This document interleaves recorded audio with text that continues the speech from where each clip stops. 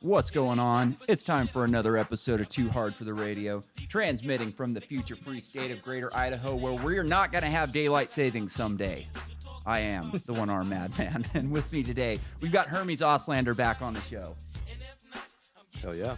It's a pleasure, man. How are we doing? How's it been? It's been a while. Yeah, it has been a while, but no, things have been good. I'm super happy to come back on. When I saw your email, I was like, okay, Nick, he was the one-armed. That's right. Yeah, that's the guy. That's the guy. That's the one. He's the one who gave me the fucking gave you homework.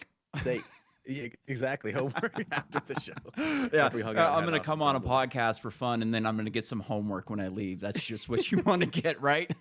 I mean, I loved it. I printed it all out, from the PDF you sent me, and then I chopped it up. I bound it. I just need like a little bit of glue to stick like some makeshift cover on it, and I'm gonna stick it on the bookshelf. Oh, hell yeah, dude. That's awesome. Like I actually gave that essay or whatever it is. It's we're talking about Anatomy of the State by Murray Rothbard. So I gave that to my mom a while back. And she asked me something. Oh, no, we were talking about inflation. And I asked her, do you even know what inflation is? And she's like, yeah, of course. I'm like, what is it?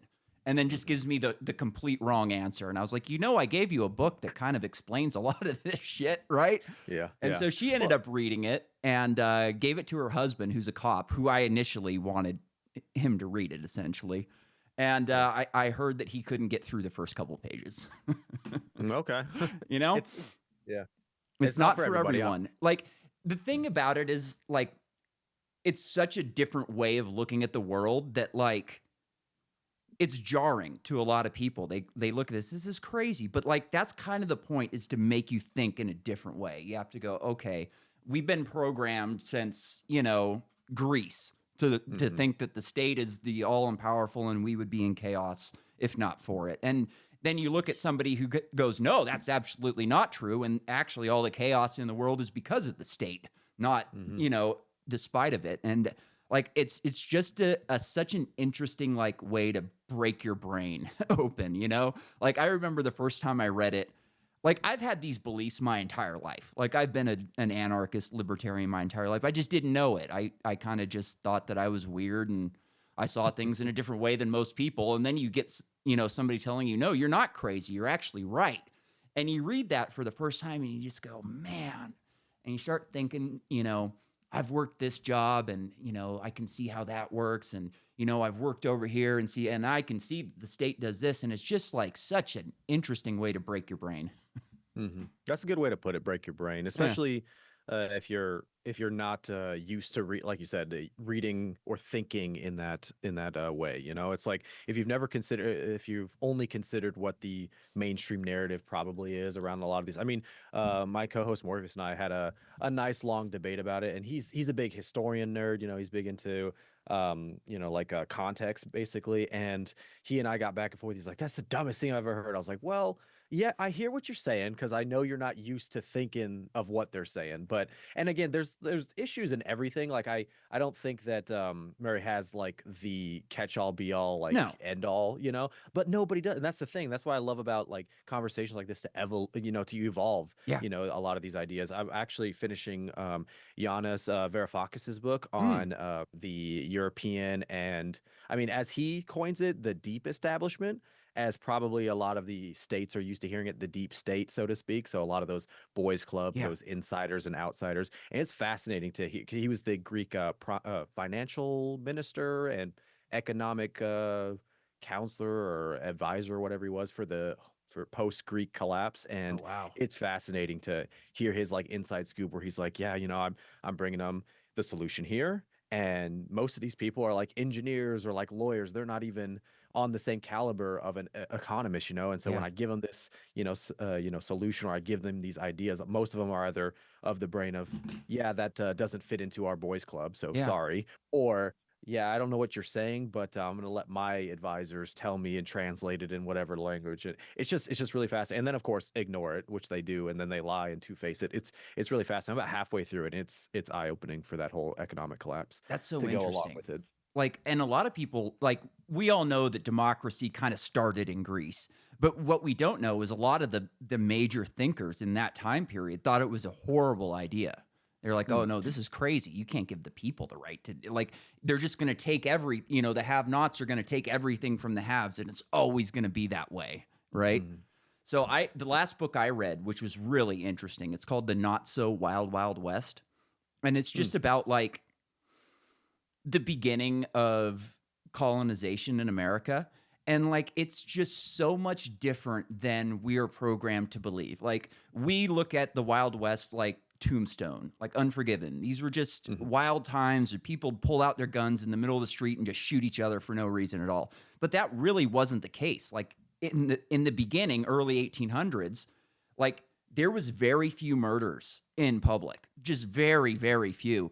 And we had great relations with the natives for a really long time. Like, they didn't have the same, like, theories on private property or laws that we did. But what they did have was hundreds of thousands of years of social norms that they had kind of developed over time. So they were able to do deals with us. And in the beginning, there was lots of deals, lots of treaties, lots of treaties. And so like what would happen is, some of the Westerners would go out and they'd run into a tribe that they hadn't been in contact with and didn't know that they had a treaty with. And, you'd have some gunfight.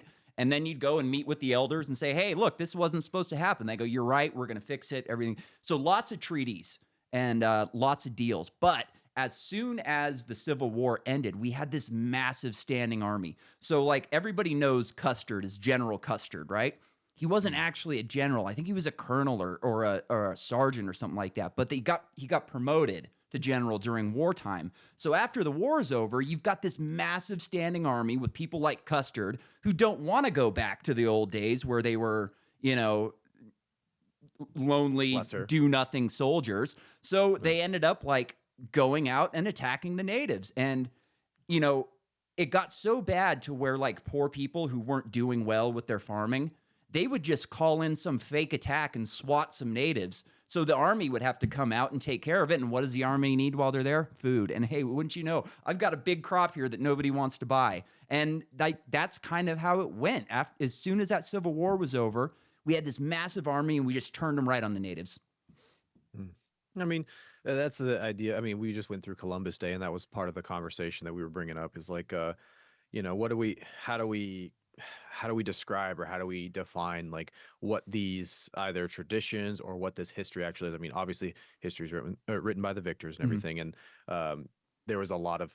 As there always seems to be more and more every year, it's like, oh, well, this is Indigenous Day. We're actually celebrating this rather than, colonialism or Mhm. like the spread west and everything. I'm like, I feel like both sides is such an oversimplification because yeah, you could like deify Columbus, or you could whitewash everything and say, or I don't know what the wash would be. I guess not whitewash to say that no, the natives were living peacefully and we're at the utopia that that the world should strive to be going forward, and we've lost our way, kind of a thing. It's like no, it's such a complicated I mean, people being as complicated as they are. Like, Yeah. I'm very curious. Not So Wild Wild West. I'm going to check that out It because was really good. It's called adding Not it. So Wild Wild West: Property Rights on the Frontier. It's just Oh yeah. so interesting because, like, again, there's just this programming that we're all, like you said, like this idea that the natives were just in harmony and living with the earth and everything was great. Like, that's not exactly true. They were killing each other for 100,000 years Oh before yeah. we got here. Yeah. And, Empire, Summer, and Moon, man. Definitely check that yeah, one out if I've you read haven't that one. already. It's God, fucking it's so good. brutal. It's such a great book, Seriously. but so brutal. Like, Seriously.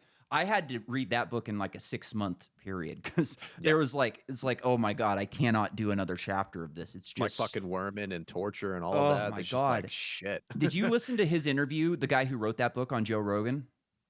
I haven't. No, I Dude, heard that he was on there. I just haven't gone back to he listen said to it that now. he had to censor the fuck out of that book because it was like he had to leave out the brutal stuff. And it's like, Oh yeah. Oh holy yeah. shit, if you left out the brutal stuff, like the stuff that you wrote was so brutal. Like, what else was going on? Right. I saw a great meme on Columbus Day that was like, it showed a scene from that Mel Gibson movie, Apocalypto, of them like cutting somebody's Oh heart yeah. out. And then it just Yeah. had a picture of like the Columbus and his people going like, oh, What the hell are you guys doing over here? Yeah.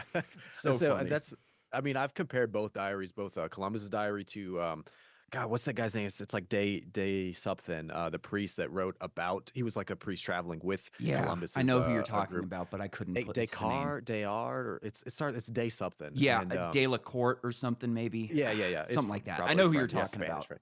And comparing the two, where Columbus is like, yeah, so we went in, we landed. There was a bunch of savages. I saw an orb in the sea before we landed. I thought it was a sign from God, and therefore we continued, into land, and everybody was very happy to share their treasures, share all of their goods with us, and to trade with us. And it was it was a phenomenal experience. Yeah. And then meanwhile, the priest on the same day is like, and so we went in and slaughtered a village of 200 natives. We chopped all their babies' limbs off Oh, to barter with them, or to intimidate them before barter. And then lo and behold, they showed us where their baskets of spices and et cetera oh was, my which wasn't a very God. good. He's like, and it was hell on earth if there ever was one. I'm like, let's see, what is Oh my October God. 15th, October 15th, Columbus priest. I'm not sure where the middle of this is, but it's quite a stark difference in comparison. But and again, it leads me back to that, why I think Morpheus is so interested in the past is like it's crazy to go down that historical route. Yeah. And some of these stories are fantastic, but was it Gwen? I think SC Gwen, Empire Southern Moon. He Yes. was like, this is the best we can do basically, and these are crazy stories. And yeah, I got to censor, the raping of 5-year-old girls and the butchering of Yeah. babies, kind of a thing. But and like you said, if that's what you left out, and or if this is what we get is like this context right here, and it's already brutal enough, the imagination can only go so far. It can only, Yeah. especially in this time, can only extend so far. Yeah. Back to like breaking your brain with Anatomy of the State. It's like if you've never confronted ideas or situations and scenarios like this, I can only imagine what a world Dude. shifting, just like, nope, Could, I'm not ready for that. could you imagine just like the the the brain breaking that would happen when you showed up at a massive landmass that wasn't what you thought it was, and Yeah. there's people there that you didn't think were going to be, and it's like, holy crap, there's this whole other big like, and then for 100 years or more, we hung out on the East Coast and never went west to see what was Mm. over there. Can you Well, imagine just like being somewhere and being like, yep, there's a whole bunch of land over there and we don't know what the fuck it is. Like, it goes and goes it's and like goes. flat Earth, right? Like what's Yeah. beyond the wall, like it just keeps going. Like that's kind of how they lived for like 150 years over here. It's like, yep, there's some weird, brutal shit over there, and we're not going. Yeah. Well, and vice versa. When you see, like, I mean, that to back to Apocalypto, that Yeah, scene when they're yeah. just like, "What the fuck is this on They're our looking at the shore?" ship, like, Exactly. They're half naked in loincloths. I mean, not that it's historically accurate, and exactly timeline speaking overlapping in the way that Mel Gibson points it, but I think it's a great scene it's for an that exact purpose of like, unbelievable movie. can you imagine just and then to your point, yeah, you have the Appalachians, however I want to pronounce it. I don't want to get shot Yeah. or kidnapped by the eldritch creature, Yeah, yeah. but you imagine like again back then there's no road. I think this anytime I hit like the woods or I go hunting or something, and it's like this is a trek, and like Yeah. my boots are or my jeans are tearing here or there, I get stuck here. It's like this fucking is wild, and this is all it was, and this is tame compared to what it was back then. Yeah. And it's like there's no roads, there's no one you can call, there's no Nothing. backpedaling to get out of there. So yeah, I mean, to the point of staying on the East Coast for 100 plus years, it's like, well, you can ship things in, at least you have the advantage of the sea right here, where Yeah. you're the only people on it coming and going. Yeah. Whereas you go into those mountains, you are the least of the badasses that Yeah. are in there. I mean, And when you like go, yeah, yeah. I feel like we didn't learn Lewis and Clark right. Like I played Oregon Trail Mm. in school. Like that's kind of how you learned about it. Like those guys were bad motherfuckers. Like Oh to yeah. be the first to like we're gonna get a group of people and we're just gonna find out what's there. Like those dudes Yeah. were fucking badasses. Yeah, I think about that all the time. Like the first ones to do that shit, like South America, Yeah. yeah, North America. I mean, the Canadian wilderness. Who's that God guy? damn. Percy something that went and looked So for the yeah, city of like Z. bad, Yeah, yeah. bad dude. Like just a bad Unbelievable, dude. Unbelievable. And that's the thing too. And like to have survived, because you know how many people tried it first and didn't survive, Yeah, got diseases, got their head chopped off, dude, got eaten by a fucking bear. we still can't make it into some of those places in the Oh, Amazon. 100%. Like Oh yeah. like me and you, if we had unlimited funds, we go, all right, we're gonna go find some fucking tribe out in the middle of the Amazon. Good luck, right? Yeah, Like exactly. you Good still fucking can't luck. get out there. And for the reasons that a lot of people, again, if you've never confronted the idea of it, overlook. Like I did a backpacking trip through Peru, climbed Machu Picchu, did the full Oh, cool. marathon through it. It was a quote unquote hard, difficult ordeal, certainly because of the Yeah, distance and elevation, etc. But I'm sitting there like the things that you overlook in today's day and age of comfort, like bugs, like shitting outside, like all of those like things that we take for granted, like plumbing, etc. yeah. And you put it back then as the first of the first, right? Like you're Hmm. you're in one of those. I read this like it was a short paragraph of this guy's testimony where he's like, we were trying to go to this location. We were using the river in the Amazon to get there, right? Yeah, And the river had other plans, and we could not go upriver after that. So he was like, so we started on it was I'm trying to remember the year again. Years, dates, and names are my yeah. probably weakest, Oh, dude, but I got brain damage, so he starts at the west coast, and the river takes him like 1,000 miles inland, and then him and his buddy and his team, basically the entire team dies. It's just him and this buddy end up having to trek like 4,000 miles all the way east to the other, or is it? Yeah. They start on the Pacific side, they go all the way over to the Atlantic side, have to cross the entire continent of South America. And I'm just like, and all this, all of the little things. And again, it's not a very long read. It's maybe yeah, a page and a half kind of a thing. And I'm sitting there just like, dude, you guys, the amount of narrow misses of, again, just like the dung beetles. Basically, you start shitting and the dung beetles are already swarming you because yeah. that's their food. That's the whole Oh thing. So you're sitting there trying to just squat, take a shit for 2 sec, not yeah. even 20 seconds, and there's beetles swarming your legs. There's mosquitoes biting your asshole. Just like the craziest thing that, again, if you're not thinking about that in today's Yeah. comfort of society, it's like, yeah, And that's a different man. That's a different and ball the game right natives there. figured it out. Like he couldn't get For out away thousands from the of bugs, but the years. natives Yeah. figured it out. So like Yeah. I haven't done any of the badass pyramids or anything like I haven't been in South America before, but we did go to me and my family went to Playa del Carmen. Um and we saw Chichen Itza. So Playa del Carmen's Ooh, like that's right one. south of Cancun.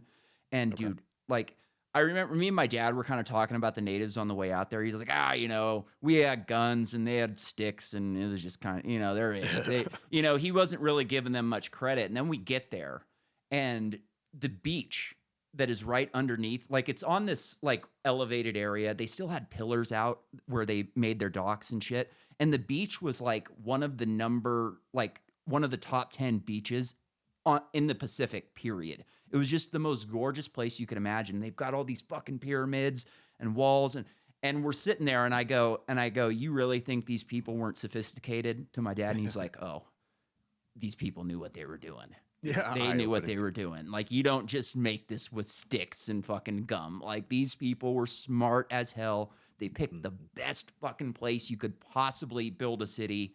And 100%. there it is. It's still fucking there. Like, how many of our buildings are going to be around thousands of years from now? Like, none. Exactly. No, 100%. That it's one of any of those engineering. That's Chichen Itza I need to get to. Egypt is another one I got to get to for Me too. sure. Because yeah, the from the descriptions of it, it's just like the awe of standing there in the presence of something that old, that incredible, like that we can't repeat today. That Hmm. just is that incredible. It's one thing. Yeah, I was having this. Anytime I like do a hike or something, like, yeah, this was the same trail. That Voyager, Viking so and so, Yeah. or the first Pilgrim so and so walked, and that's cool as shit. But it's nothing compared to like the complexity, the organization, the skill, of masonry, just all of the above, right? Yeah. To put some of those temples, those pyramids, though, just all of it together. I mean, I worked construction for a little while. I can't imagine the undertaking that could have been and what it would have looked like. If I had a time machine, those are some of those moments in time where you just have to see what Yeah. what the fuck was going on. What were they doing? What did it sound like? What were they eating? How did they, decide this was what we were going to do? What did it's It's just the incredible. questions are just like endless, right? Like, if I had a time machine, I'd definitely be going to Egypt. Yeah. Like you Yeah. How just could you not? like they didn't even have the fucking wheel according Yeah. to, the narrative. Like Yeah. how could you possibly build something? Like I've heard other estimates. There's this guy Jimmy Church who I like to listen to who's really into Egypt. And like if you do the math, the time period that they said it was built, there was not enough males in Egypt to do it. Like even if you used every male that they had, there wasn't enough.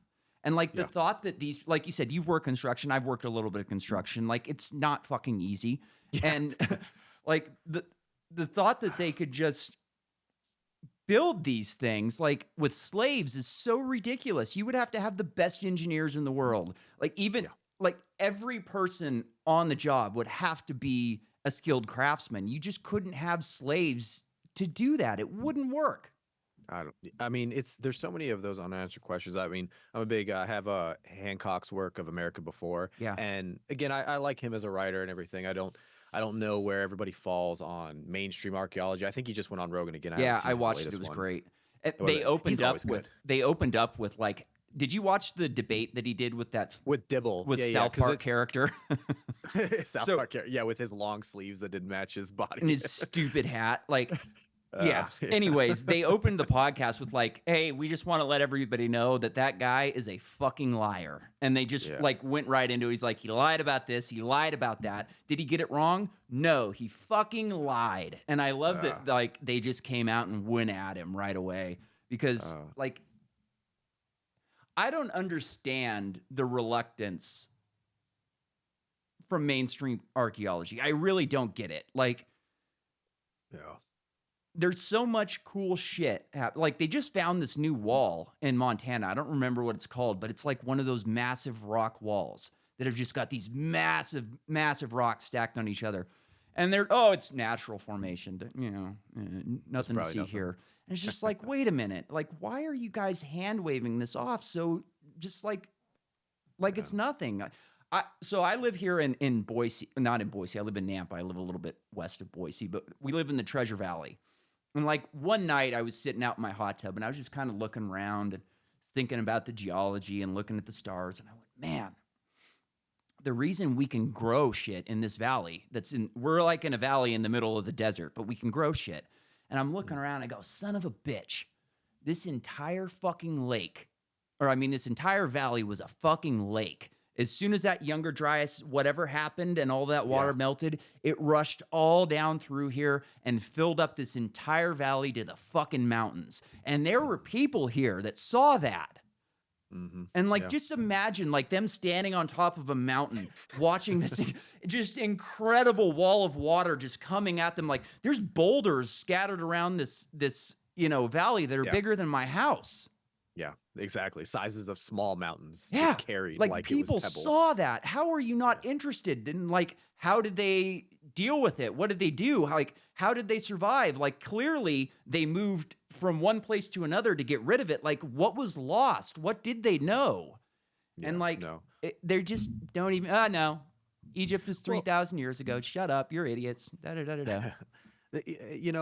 coming from getting, I don't indoctrinated probably isn't the right word, but being in academics for as long as I was and then getting like disillusioned by it and then deciding to leave, it wasn't because I give a lot of these archaeologists, biologists, etc., a benefit of the doubt when it comes to like how hard it is to see outside the lines when you have blinders on, like being in medicine, especially like I was, Mhm. it's like, and it's one of those things where you I don't know, how do I put this? Like you only have so many hours, right? Mhm. And I've learned and read so much more now being out of that because of the free time that I've freed, that you're not spending studying 6 hours, 7 hours, 8 hours for one single test. And you do that week after week after week after week after week. You do that multiple times a week. It's just like it's a nonstop grind. And then you wake up and it's been 4 years. You're just like, fuck me. And all I've existed in is like 7 textbooks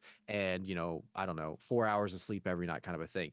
I mean, I give them the benefit of the doubt when after that's all done, you think, yeah, I did it. Okay, I know at least X, Y, and Z about archaeology, right? So Mhm. it's, the pyramids are 4,000 years old. They were built in 25 years. They were part of the sarcophagus, and tombs. Like, I understand why that's part of that blinders and siloing, but it's not like it's everybody, because a lot of people will be like, yeah, it's there's questions about this and that, but so, my professor said this, and then that professor said that, and obviously I got to defer to them because they've been doing this for 25 years or 35 years or whatever, Mhm. and I've only been doing it for 10.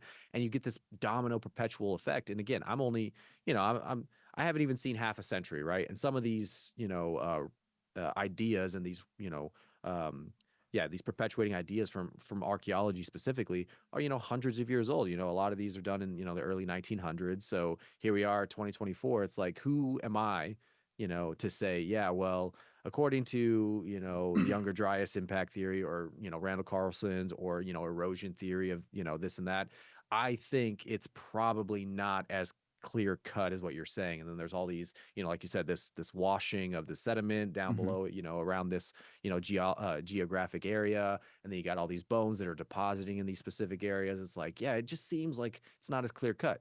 Well, I mean, that's one person, Yeah. and again, I'm not sitting here with the blinders on reading 7, 8, 10 textbooks a goddamn Mhm. quarter for the last 4, 8, 15 years. So I get it. I give people the benefit of the doubt, which is why I think it's the biggest thing that I think is such a shame is that when you have somebody who's outside of it, again, like all the reading I've done since, all the things I've learned since, whenever I, present it to, a buddy of mine or whatever, who, again, like you said, isn't used to even having that brain broken in this Yeah. situation or this section, it's like, oh, who are you listening to? What the fuck? What Joe Rogan or Yeah. whatever did you Yeah. listen to? No, it That's was some crazy. And crazy one-armed guy that I met on Zoom. exactly. It gave me anatomy of the state and broke me, But it's yeah, it's exact and it's like, okay, how do I start this, right? Because again, I'm not like a teacher, I'm not a scholar or anything. So it's like, well, where would I start? Well, I read this book. Have you read that book? No. Okay, Yeah. well, that book outlines, I had Yeah. this conversation with my father-in-law, I don't know, a year ago now. And I was talking to him about the stone date theory, and it was him, my dad, myself, and I was like, yeah, I mean, what do you know about the stone date theory? And he's very religious. I'll put that, Yeah. preface that. Nothing. Do you know who Terrence McKenna is? No.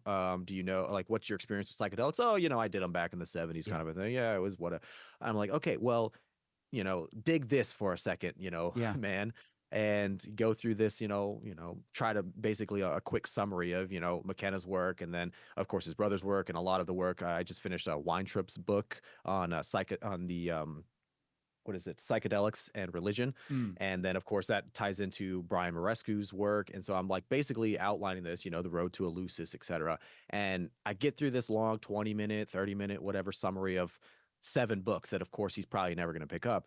And after it's all done, he's like, yeah, interesting. I don't think that we would ever, I don't think Yeah. we evolved from apes. That's Yeah. just me. I don't believe it. Oh, yeah. I'm like, Okay, God man. damn it. Where do Well, I even yeah. I tried to And I tried to start at the beginning. I tried to have a conversation. Like, what do I even say to that? yeah. It's like, yeah, you're just deciding not to believe, huh? Nothing about that is compelling to you. Nothing about that is interesting to you where it makes you think for even half a second. I mean, Yeah. nothing. This is a Oh, great line of thinking because I love this line of thinking. So I did 2 years at a community college here in outside Boise. Nothing great, but I did notice a lot of the same things that you're talking about. So oh like yeah. they keep you in a box. So like Tom Woods calls it the index card of allowable opinion. So you can argue vehemently Mm, within that index card of allowable opinion, but as soon as you get away from that, then you're a kook and you're kind of so they mhm. want you to be on the same baseline is the way I describe it. You're allowed to argue whatever you want as long as you're on the same baseline. So I was a business major and 80% of the shit that I did in college was surrounded by climate change. I had to take Mhm. geology, I had to take all these fucking classes. Everything was about climate change. And I'm not like one of these vehement climate change deniers. Like I think that yeah, we are probably affecting the planet with our Yeah, how can we not economic be act. kind of a Yeah, thing? like Yeah, not to the extent that they're doing, and I do not agree with their solutions in 100%. any way. But if you don't like, you can argue about solutions for climate change all day. They don't, yeah, nuclear energy, wind, whatever. Like you can argue about that all day. But if you say that climate change is not caused by human, then now you're off the baseline. Now you're off the index Mhm. card, and we cannot allow you to discuss that. So like I got like scolded multiple times for not like being in enough on climate change. Like I had this, and this will bring me to my next point about the younger Dryas, but I had this, it was in the hardest class that I took, and just idiots. I'm surrounded by fucking morons. They all pass because they have to pass. If they don't pass, then they're going to stop giving fucking, 80 IQ nitwits loans to go into college. They're going to stop going. They're going to lose. So these people all have to pass, right? And I remember the question was like, what were some of the major questions that you had before college, and what are they now? And this guy just really fucking triggered me. And he goes, my biggest thing before was I think religion is a cult. And I still think that. And it's like, all right, dude, like that is such a fucking 14-year-old ridiculous, stupid argument that we should not be discussing right now. It's fucking stupid. And so I replied with, what about climate change? Like there's no more cultish activity in our society right now than climate change. And I had to have a meeting with the professor about that. Anyways, back to the younger Dryas. I think that the real reason that they are so reluctant to look into this theory is because I don't think they want to give any justification to the Bible. If the Bible was right about the flood, that opens up a whole bunch of other doors that they do not want to look into. Yeah, I don't. I'd be curious if it's that logical, like if they're actually having that much intention behind. That's a good point. Because again, I think it's a lot of siloing where they're just like, nope, can't. Like you said, I love that. I love that phrase. What was it? Index card. What was it? The index card argument? of allowable opinion. Allowable opinion. I love that. That's great, because right? Absolutely. You put that on a fucking t-shirt, man. Yeah, That's brilliant.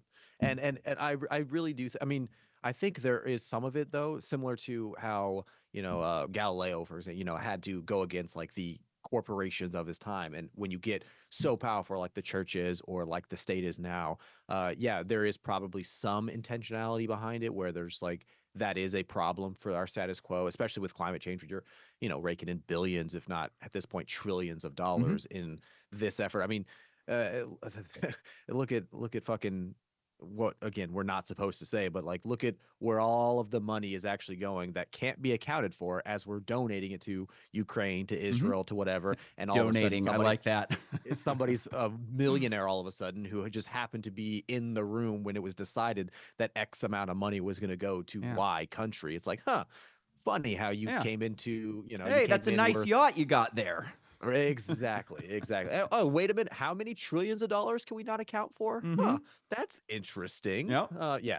So again, without setting out, putting on the tinfoil in that direction, I do think when it comes to whether it's the younger Dryas or any of these other, I mean, to the point of the Bible, I mean, I don't know. I think people pick and choose because there is such a base of people who are like, adamant about whether it's the New or Old Testament, whichever one they want to decide today, or pick and choose which they want to, do today. There is a large enough base where I think that's their only scaffolding and framework, even if they don't consider it at its, interpret it at its core, or, line for line themselves. They just, take the ideas that they know are kind of in there, or maybe vaguely point to, and they run with it because it matches what their agenda is today, like I said, or tomorrow. So I don't know if it's necessarily that. I think it is just the combination of there isn't a consensus. And so if, to your point, if the Bible's right about the flood, well, I mean, there's a lot of other religious texts out there about, that everybody has a flood myth. Exactly. And a lot of, and depending on what country you go to, their religious text is either gospel, or it's, as it is, more and more so in Western culture, it's more of the myth, the myth of it. Yeah, exactly. Yeah. We're writing it off. So this discombobulation of the opinions, across humanity, I think is probably what it comes down to. And again, so if that's 85-90% of the confusion and issue that we're dealing with here, then you have the other 10% who maybe be acting nefariously, having to pick up the pieces of all that. I'm like, okay, well, yeah, they believe this, I believe that, blah blah blah. How do I make money at the end of the day? And they're the only ones who are running the shit. So the other, the 1% or the 1% of the 1% are still having to deal with like, yeah, let's let them keep duking all that out about abortion and whatnot. And meanwhile, let's donate another 500 billion that, maybe 400 shows up to where we say it's donated to. You know, I mean, who's going to check? Yeah. Who's really going to check? Raytheon was just fined $1 billion for defrauding the DoD. Oh, shocker there. Oops. Well, we just made a mistake. It was an oopsie. You know, and that's all those corporations look at that $1 billion like, ha, that's cute. Like Yeah, nothing. we anticipated 10 times that amount, and it would still not even dent our 1 year, profit. You Yep. know, it's like the pharmaceutical companies during COVID made, somewhere in the neighborhood of $150 billion just off the first year of vaccinations. And even if we find them $1 billion, oh gosh darn, I guess Yep. we only have to walk away with 149 of the 150. Oops. Darn. Yeah, Yeah. exactly. Oops. Sorry. We didn't Yeah. mean to. We won't do it again. Just keep Uh, going. we, You know, we promise, even though we keep we doing got to it, we won't send this time. we got to This time send we some won't. missiles to Gaza and to Israel this month. So let's just keep it back on track, and we'll keep better track of the money next time. Yeah, don't worry about it. Could you imagine if like you started a business that defrauded the government for $1 billion? You'd be in fucking prison. Yeah, Like it for the happens. It rest of happens to all your those little life. You don't even guys. have to defraud them $1 million. If you don't pay 20 grand in taxes, you're Hmm. going to Exactly. prison. But if you're in with the, in like Flint, you can do whatever the Mhm. hell you want, boys. Just keep those weapons, keep that manufacturing line going. I don't know why they even did this. It's like, who cares? you know, Hmm. like I was just talking with my buddy before we were on, and we were talking about Trump and Kamala, and like me and him are both Bitcoiners, so like I was kind of telling him, like, look, dude, it doesn't really matter who wins. Like, sure, we might be better off a little bit economically with one, and maybe one would do less war than the other. But in the end, they're all going to keep printing money, and they're just going to keep handing it out to their buddies. And that's really the game. Print Yeah. as much money as we can and hand it out to the people that are close. That's why the most expensive places to live in this country are right outside Washington, D.C., 100%. Yep. No, in the Northern Virginia area, Yep. Alexandria area, all the lobbyists live there. It's sick, Hmm. and or Silicon Valley, those billionaires that are producing the shit that's going to defraud, whatever company or whatever government they're Yeah. working with this month. So, I mean, it's we're being real pessimistic about it, but one thing to bring it into the positive Yeah. side Yeah. is that the memes have been fire about it. I Oh, love how simplified we can make a lot of these things, so where it's good. like, Iran shooting off missiles, taxpayer money, Yeah. Israel shooting Somehow off also missiles, my also taxpayer money. if I there was love that one. if there's Somehow ever also my tax dollars. we're just sitting over here. Am I a joke to you? What the fuck Yeah. is this? Yeah. They don't give a What the shit about us. It's so funny. Like, this No, election never is have, just, bro. where are you with this election? Like, honestly, like, I don't think she can win. I think she is so unlikable. And like, she's Mm. in this death spiral where she's falling in the polls. So they have to put her on another interview, but then she bombs the fucking interview. Bombs, yeah. Like, I saw a Yeah. great meme the other day that had like the George Floyd scene, and it was Brett Baer kneeing on I her saw neck. that. And it's like, Ooh, dude, if dark. you're getting smoked by Brett Baer, you're Yeah. fucked. Like, you're fucked. Yeah. Brett Baer's a fucking tool. And he didn't even conduct the interview right. Like, he kept breaking in and asking the same questions. He's got to go, hey, look, I'd stop interrupting you if you'd answer the damn Answer. question. That's Yeah. all you got Yeah. to do. And now there's rumors that she's going to go on Joe Rogan. It's like, she would get fucking cooked on Joe Rogan. It would just I be that all bad for her. well, so I don't know. I agree with you that in my opinion, yeah, and this has been my opinion since she ran in fucking 2016, was it? Yeah. She was against Biden and Hillary. Yeah. And Everything.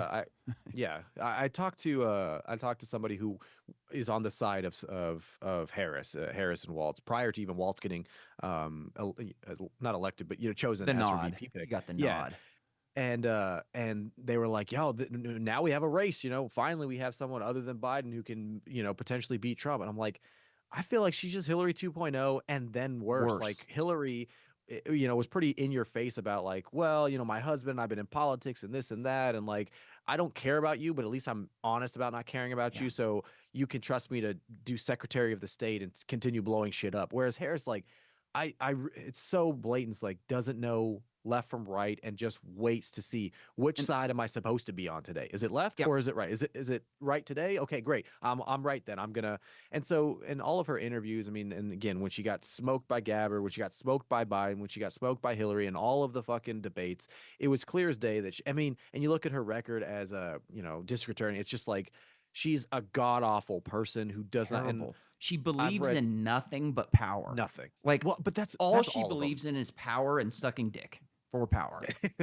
But I mean, I hear that it's pretty powerful to have a dick in your mouth, but I wouldn't know from experience. I'll just Yeah. leave it there. Yeah. And you know what's funny is like we're always like wondering what do they have on that guy? What do they have? Like Mm. we all know what they have on her. Everybody knows what they have on her. But that's the thing. I've heard a couple. I don't. Again, you never know what to believe, right? Hmm. But I've heard like some old classmates that talking about, oh yeah, she had like we all did IQ tests and she had like a 78, and she was like, Oh oh yeah. wow, that's passing. Yeah. Isn't that great? I'm almost a B or a B minus, and everybody was just like, wow, you really. And same thing with there was like a cameraman or a friend of a cameraman who was doing the Fox interview, and apparently afterwards she was like in tears, like we could edit all this, right? Like CNN and MSNBC did, right? Like, we can edit this, right? Right? And I'm Oh just like, and again, man. that's just fun context to add to it that I don't know is true, so I don't want to say it is true. But to the point of like, she's falling in the polls. We have a lot. I mean, yes, those are all truths. Like I'm a data's guy and a numbers guy. Those are all true statements. But I also think, to the point of the conversation I had with the Harris supporter, is I think a lot of us. And why I say, in my opinion, yeah, she's doing poorly is because that's my opinion. And a lot of us see our worldview through our whatever color glasses we have on. And there's plenty of blue, no matter who glasses Oh yeah. out there Oh that are yeah. just like, no, she's doing great. I heard somebody, a commentator was like, oh, I think she actually did really well in the Fox interview. I think she kept her cool. And I was like, what? And she was able to respond, quickly and mostly articulate. I was like, what? Are you And it basically watching? was just What are like, you watching? but I think that's the thing.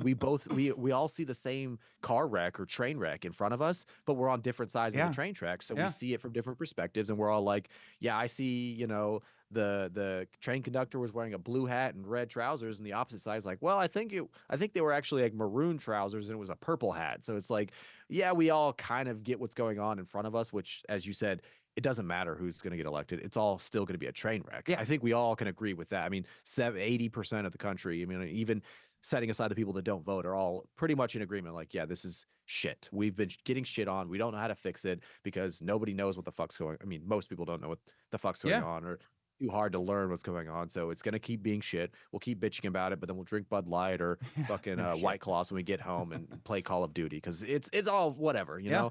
And so I mean, with Harris, I don't know if she can't win because at this point, the Anything can same thing I said happen. about the same thing I said about Trump is like, how the fuck can he win of all people? But then here he is, and now I'm on the other side of the fence where I'm like, honestly, yeah, what I care about, is it going to be more represented by this fucking crazy guy or that crazy gal? Like, I don't.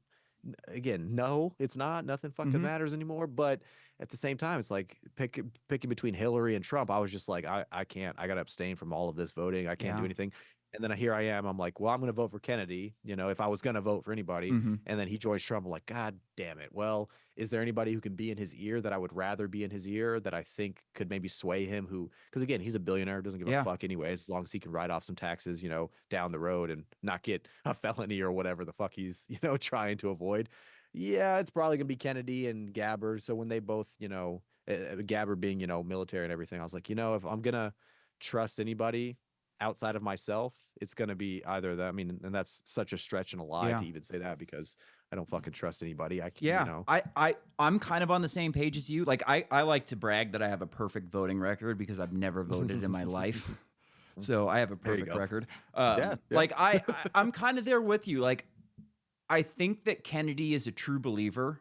I think that he doesn't really give us his exact beliefs. I think he kind of He does right. sway a bit. Yeah. Yeah, I think he kind of moved a little bit right Yeah. in the same way No, that no. Kamala did. You know what's No, what's the funniest thing about Kamala to me is one of the funniest things. Everything's funny about her. She's got Bluetooth earrings on and she's still giving horrible answers.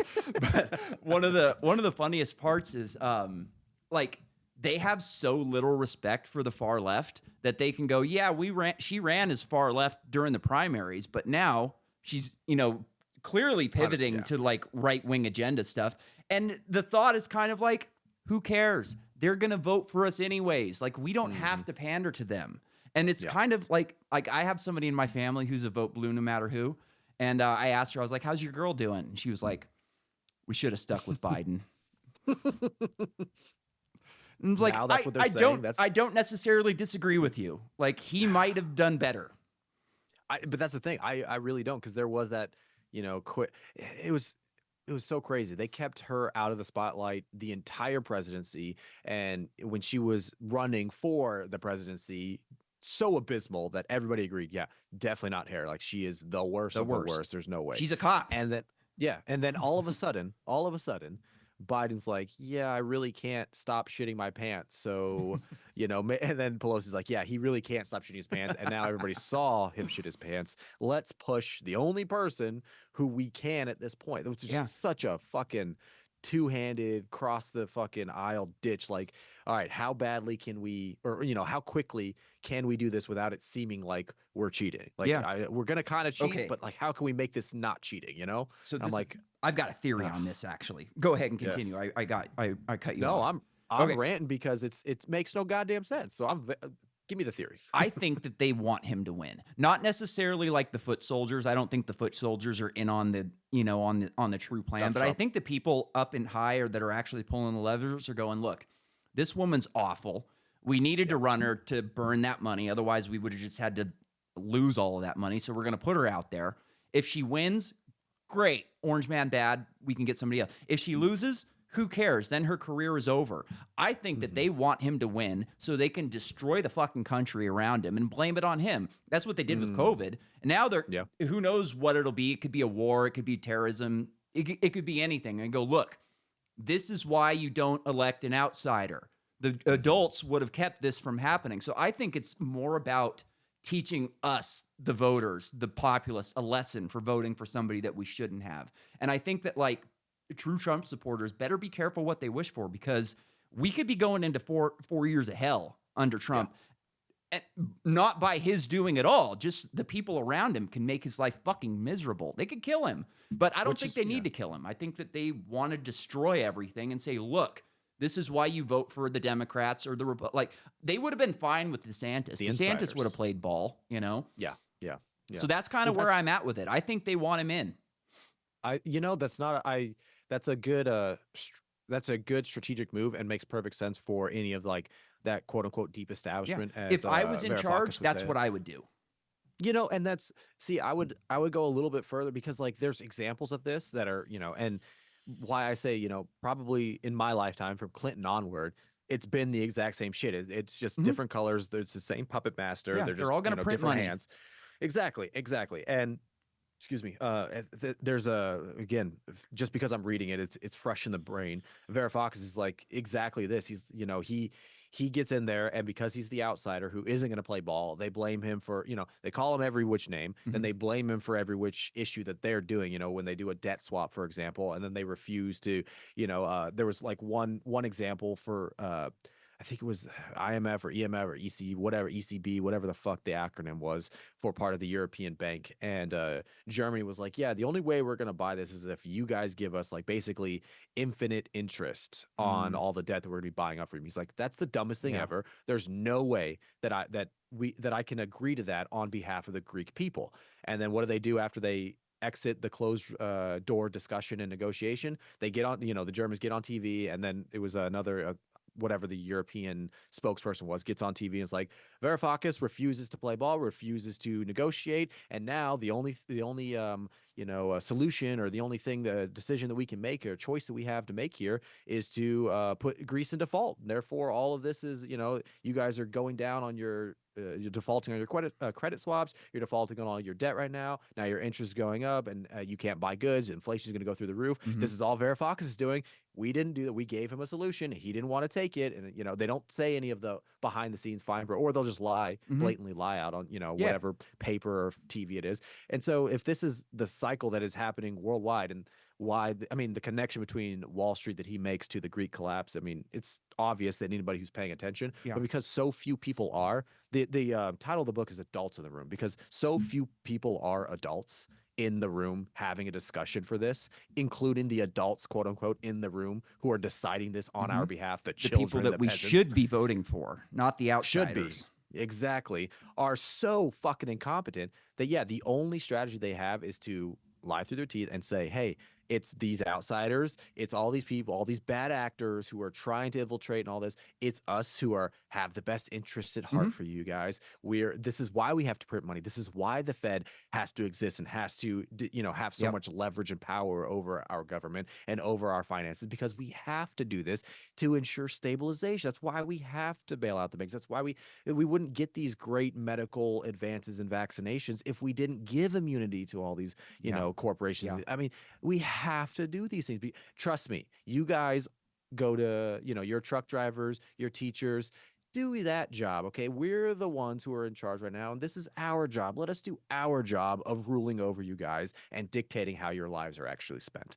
That's what we're in charge of. And that's what we need. And it's so fucking obvious every time. I mean, again, rant aside, it's so fucking Yeah. obvious, as like No, I I. said, going through this book, that yeah, it's 100%. I mean, and what happened during Trump's last presidency? He claims, oh, I chose the wrong people, and Mhm. the wrong people got in my ear, kind of a thing, and I listened to the wrong people. I'm not going to do that this time. It's like, okay, you I said a don't lot of believe shit. you.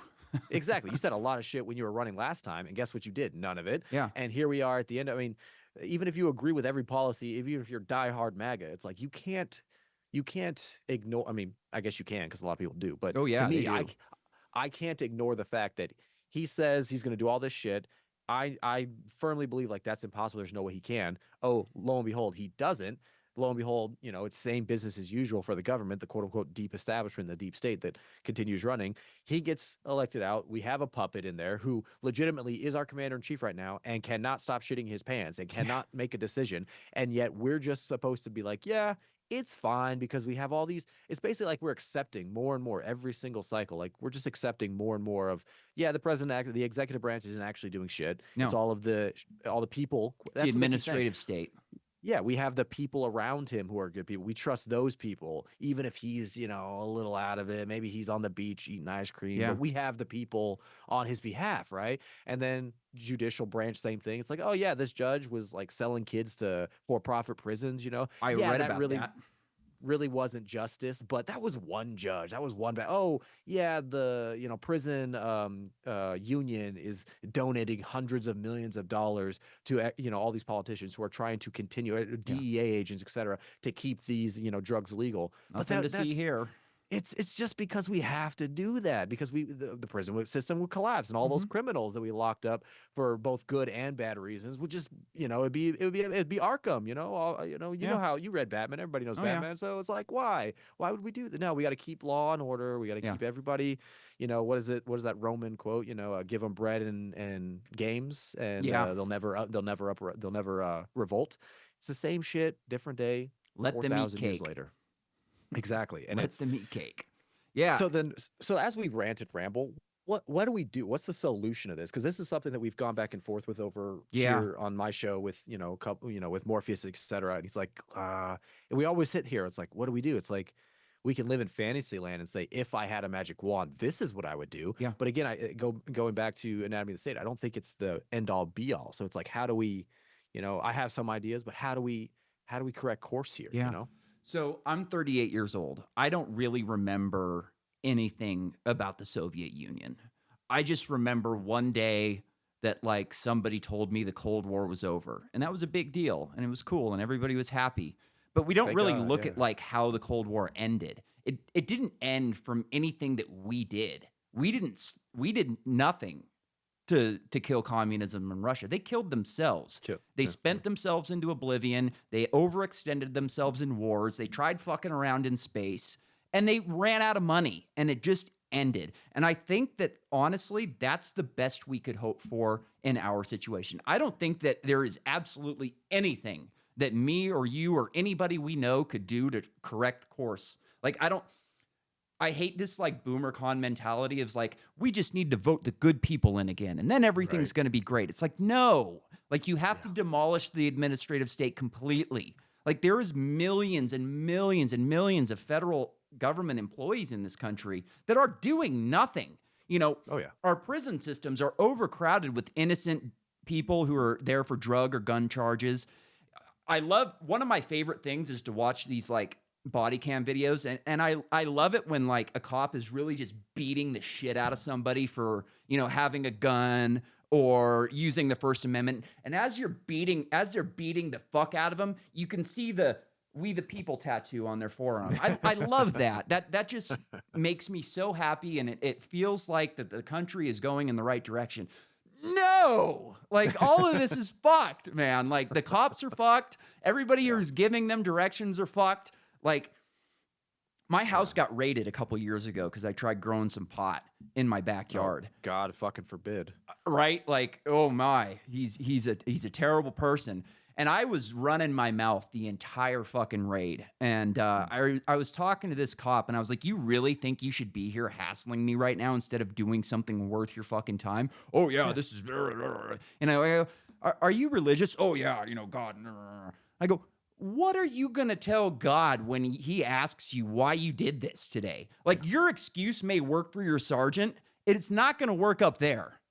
Yeah. Yeah. No, I mean, but how many broken brains are they going to, how many thoughts like that have they? Yeah. They're not, he's And not like hearing you. these people actually think that they're doing, like, they have that "We the People" sign on there because they think they're actually serving the will of the people instead of just being like, I love watching a sovereign citizen get arrested. That's always fun. But the true sovereign citizens are the police and the government. They can do whatever the fuck they want. And as soon as we step out of line, like we said earlier, Raytheon gets $1 billion fine, and then, "Oh, oops, sorry, no one gets in trouble, nothing's going to happen." But if I miss my taxes next year, I could be looking at jail time. Like, there is not one institution in this country that is not rotten to the core at this point. It's all rotten. I was in the hospital for 4 months after I got electrocuted by power lines. They had me cut open on both of my forearms, both my hands. They were shoving foam into there, and I had wound vacs, and they'd rip them off every day and rip off the old dead tissue. And then every couple days they'd go into surgery and they'd do some more debridement and get rid of the dead tissue. And finally, the doctor said, "Look, your left hand is worse than I can deal with. I have to bring in a plastic surgeon, and this is not going to be good." And the plastic surgeon fucking destroyed me, and I ended up having to cut the arm off because that necrotic tissue would not stop. It's just going to keep eating you alive until you get rid of the dead weight. And that's what has to happen. And I do not for 1 second think that Trump has the balls, the smarts, or the ability to do that, even with RFK in his ear. I don't know that RFK has the balls to do what needs to be done. And that's the trust. That's the trust part. It's like, if there's 0% trust for anybody currently in office, it's like, is there anybody I could think of? I mean, to your point of all the there's cops who believe it through and through, prison guards through and through, they're doing the right thing, or at least they're doing the right thing as far as them and their family's concerned. I mean, and I look at anybody in the military, and there's so many fucking grunts out there that even if they had half a brain would still think they're doing the right thing because, well, I mean, why would the government make something up like this, or why would it not, even if it's complicated? Because I've talked to so many people where it's like, yeah, it is complicated. Yeah, I see how fucked up it is. But at the end of the day, if we don't do it right, the world collapses into chaos. Or I had this. I think it was Theron and I were talking about this, and we had a guest on, and he's like, "Well, are you saying that we just can't try to stop Russia going to Ukraine?" I was like, "Yes, that's exactly." He's like, "Do you think we should not support Israel?" Yes, that's exactly what I'm saying. He's like, "Well, then the world," and I was like, "I don't believe you, and I don't think that's the case, that the world would all of a sudden erupt into chaos if we stopped pretending like it would if we weren't around. If we weren't world police, then the world would be chaos." I think the world is chaos. So obviously what we're doing isn't working. Oh, it'd be so much worse if we weren't. I don't think that's the case. There's so many instances, but again, it's like, where do I even start with this? Like, what book should I point you to, or what direction of person, should I point you to where you would think like, maybe, we are on the wrong track, and it's probably because of what we're doing. I mean, I've said this many, many times. CIA is a rogue fucking agency. It's been for a while. It's contributing to so many issues, and people think, well, because it's our CIA, maybe we need them to do that shady shit. We just need to vote the good people back into the CIA, right? So I mean, get out of here. I mean, to Elon's point when he took over Twitter, now X, right? He was like, "Yeah, I fired 90%. Looks like it." As it turns out, we didn't need 90% of these staff to run a fucking social media company. shocker that you didn't need all those people, Yep. funneling billions of dollars off and censoring every other person they disagreed with. It's crazy like that. Now, the other side of it, it's like now he has a lot more control and has skewed it completely the opposite direction. I'm not here to say I have my cake and I'm going to eat it too, kind of a thing. Yeah. But the point is, where if we had somebody who was ballsy enough, and again, I don't know that person exists, and Yeah. even when I say that to myself, I'm like, I've had so many conversations where somebody's like, yeah, well, if I just had $10 million, I could do this, I could do that, and I'd be set. And I'm like, you say that because you don't have $10 million. Exactly. Everybody who's ever got $10 million, as far as I've ever met them, wanted 20 million and then 100 million. I mean, it's the same game. We're just Yep. playing it at different stakes, That right? You go to the mindset is the way that you make that money. It's never exactly, enough. Like exactly. that mindset is what leads to that. There's a different type of mindset that leads you to being lazy, you know? Mm-hmm. Yeah, I mean, and that's 100% what it, I guess, comes down to. Where it's like, is somebody going to have the balls to say it? And I'm like, oh yeah, I would definitely have the balls. I'm not going to say that Yeah, because would you? I, I I don't think I exactly. would. I've been in situations where, captain. So, I mean, look at COVID. COVID is a great example where, being in the medical field, I'll just say it. I was in, well, okay, I won't say it. I was in Europe during the time of COVID, and it was a epicenter of the outbreak, and the wife and I caught it prior to everything getting shut down. Yeah. We didn't know what it was at the time. We didn't know it was COVID. Looking back, it definitely was Yeah. COVID, losing our sense of taste, our smell, etc. Right? We were in Amsterdam during that time frame, but then we went back to our country that we were stationed in. Everything gets locked down, and there was this moment where everybody, was looking to leaderships like, what do we do? Are we going to be okay? Do we have, N95s? And the CEO was like, yeah, we have enough N95 set aside. We have enough PPE set aside. This is what we're going to do. And everybody here, civilians, contractors, and active duty, we're going to be taken care of. We're going to lock down the base. Sorry for anybody who's doing ambulance runs, outside of base, but sorry, we're not going to be doing that anymore. So all of your family members, et cetera, to like the contractors, the local foreign nationals and stuff, they're like, sorry, this is what we're doing. And there was a moment in time as the conversation developed where myself and my doc, we had a very good relationship. She was a '05. I was like a fucking E3, Yeah. E4. And I'm sitting here like we had a cordial conversation, a cordial relationship rather, where she respected my opinion. I respected her opinion. We'd have conversations about this. And there was a moment where we were mopping up for like the 14th time that day because we had to switch out all the Yeah. shit per patient, with each patient. And I'm sitting here, I'm like, we've gone through like, I don't even know, 100 boxes, and it's been 7 days of PPE, and all of a sudden they're talking about like there's shortages. Like, do you think this is really necessary? And like, Yeah. would we have these shortages, and would we be wasting this much money if we weren't doing this? And then we just kind of looked at each other like, no, I don't. Like, we kind of like both registered at the exact same second. Like, no, I think a lot of this is bullshit. Yeah. What are we like? We kind of Yeah. came to Jesus moment. Like, what are we doing Yeah. here? But we both then at that same time were like, but captain said we have to do this, so I guess we just have to. And it was like that, coming, that light coming on, in the attic kind of a thing, Yeah. where we were just like, maybe those in power or those in charge don't know what the fuck they're doing. Yep. And maybe as this time, and it got more and more evident, clearer and clearer. And as we started, and then we spoke up, and there was, during the whole mass vaccination thing, it was so much confusion. I remember, and I even, anybody want to check my receipts? It's in the early days of the podcast. I said it. I was like, look, I don't know whether it came out of a lab. I don't know if it was, wild, in origin. I don't know anything really. I just know what I'm at the same stage as you guys, but mark my fucking words, because I was old enough to remember 9/11. They're going to hijack this. They're going Oh to yeah. use it. They're going to turn it around against us, and it's going to be a power grab.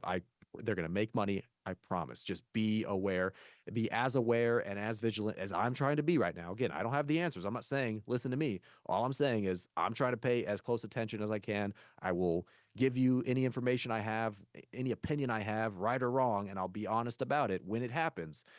I'm just saying this part right here, this power grab, this money grab is going to happen.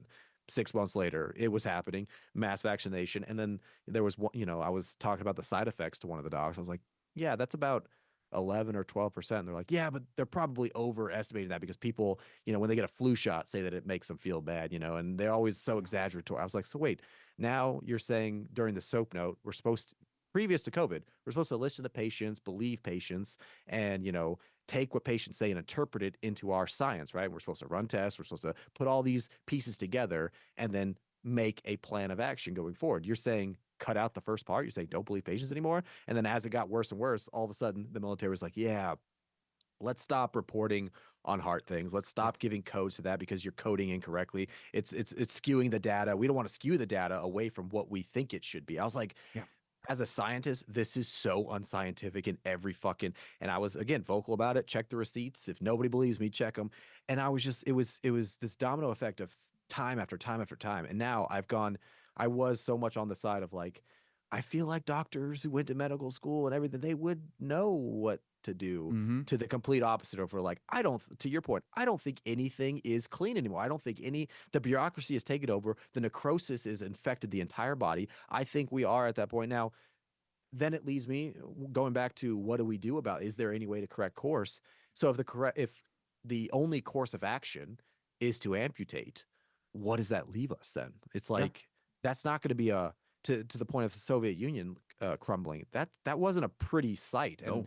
And where does that leave us? I mean, as someone who tries to plan and certainly has, I won't, for any of the NRA out Yeah. there or the ATF out there listening, I don't have an arsenal by No. any means. I would never have anything, Absolutely especially not. any state that I go to. It's all very state compliant. There's But should no the state need for weapons of war. never, yeah. And as a active duty U.S. military personnel, I certainly would always never agree that those stay in the war zone Absolutely. and never in my household. Uh-uh. It's just even saying all that, it's like I don't want zombie apocalypse. As much as I joke, I don't. When COVID was coming out, we were like, ooh, maybe it'll be zombies. Maybe we'll get Yeah. lucky. That does not. I've seen what a lot of this necrosis looks like on the human body.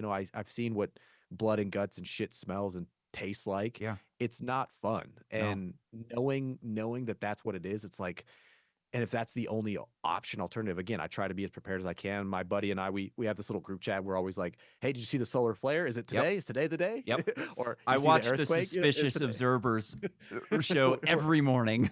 We're always in that group chat together. And then, we'll be like, oh, there's a sale on ammo, or there's a sale on like ham radios. Oh, there's we'll be Yeah. chatting back and forth this way. And we're all, like I said, prepared as best as you can be prepared for, short of being a billionaire with a fucking Yeah. bunker on an island in fucking And space, the moon or some shit. And you know what's weird about that too is like I've thought a lot about this. And so like even if you have a bug out spot, if the power goes out and you're not home, Yeah. you're fucked.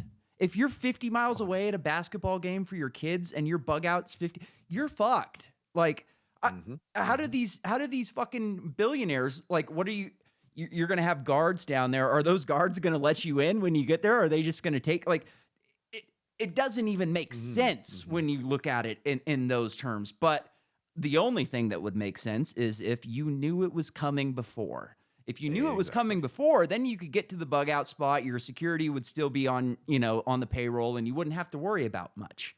But, as far as like what we should be doing, I saw another great meme that I'll kind of explain. It's like it showed a picture of Gaza and Israel. And it says, where do you stand on Israel and Gaza? And then it shows a map of the United States. And it says, I stand here where we can't afford groceries. And that should be our default. Like, we should not be thinking in terms of world police. Like, it's just so dumb to me that, like, Team America World Police came out, fucking 20 years ago?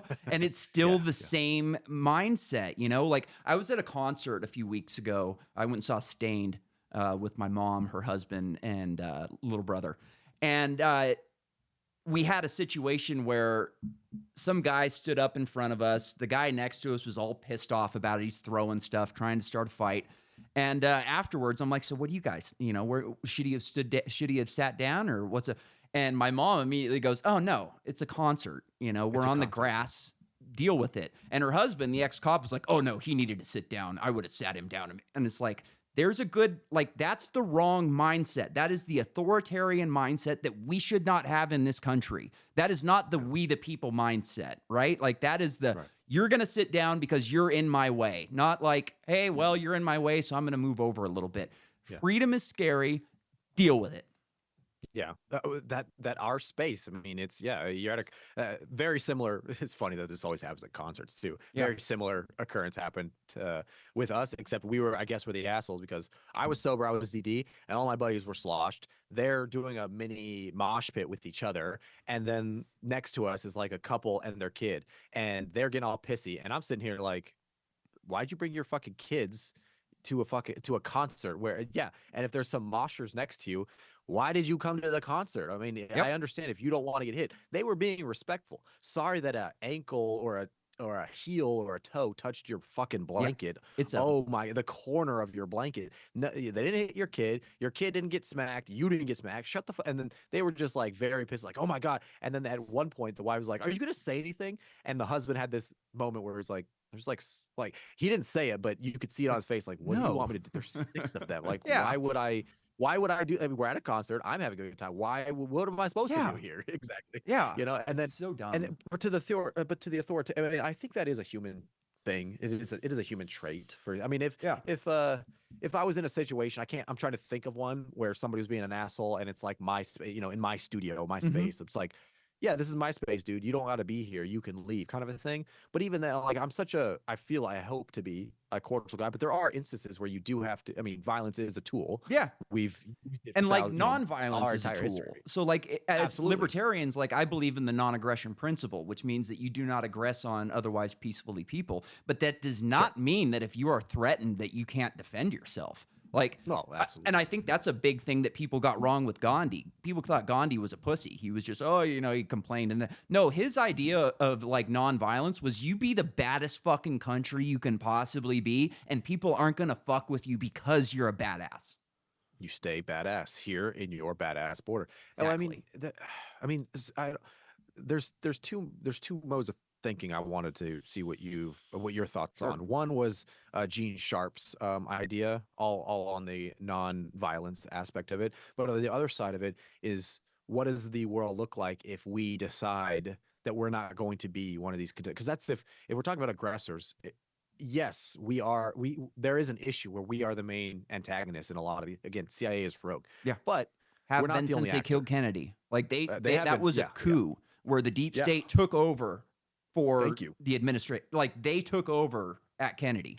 100%. Thank you. 100%. But don't tell that to any Yeah. any of the vanillas out there. Yeah. Don't tell it to the average sheep. But I mean, so the two modes. I mean, I do agree with you that we're probably at a point of amputation, and I'm almost at the point similar to if you're playing a chess game. It's like, okay, are we at the point where we're trading queens right now? Do we do it now, or do I try to stave off my queen and then hope that I can do, I don't know, 10 moves down the road, the long game approach where I'm not losing my queen yet, but I'm going to weaken the rest of your force so that when I lose my queen, because we know it's inevitable, Yeah. we're both at the equal disadvantage. Or do I do that now so that we're both at an equal disadvantage now, and we have more, I don't know, like a strategy going forward with lesser people. I mean, that's kind of I feel like the point we're at now where it's like we agree it's amputation. All right, we're losing the queen. What do we do? Do we do it now? Yeah. Do it later? My Prolong it. opinion is if we prolong it, it's going to get worse because the other side is like, well, I don't want to lose my queen just yet either. So how can I? The same mode of thinking I have is how do I inflict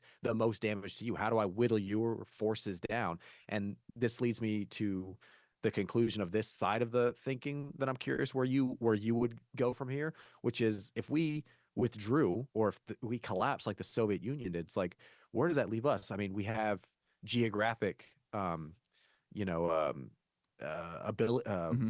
privilege. We have the coast. We have privilege there, and we have Canadians to above us who by and large have been getting more authoritarian, but I don't think they give a fuck about what we're doing really. Yeah. On the same token, they don't really have as many guns, so I Yeah. don't That think was they're that was going to be planning my to invade. answer. Is we have 500 million guns in this But we country, have the cartels and to our that's south yeah. who are Yeah. very organized and have been giving us the bigger and bigger issue to us. So if we were to collapse, it's like, what does it look like? I feel like the southern border is going to be a rough area if we collapse from the inside, Maybe not and though. it's Like this could also empower ranchers to take care of their own fucking borders. They go, good, these border patrol agents are out of my way and I can handle this myself now. That could be like a good trade-off. There's a lot of landowners that back up to the border and they are not happy about what's going on down there.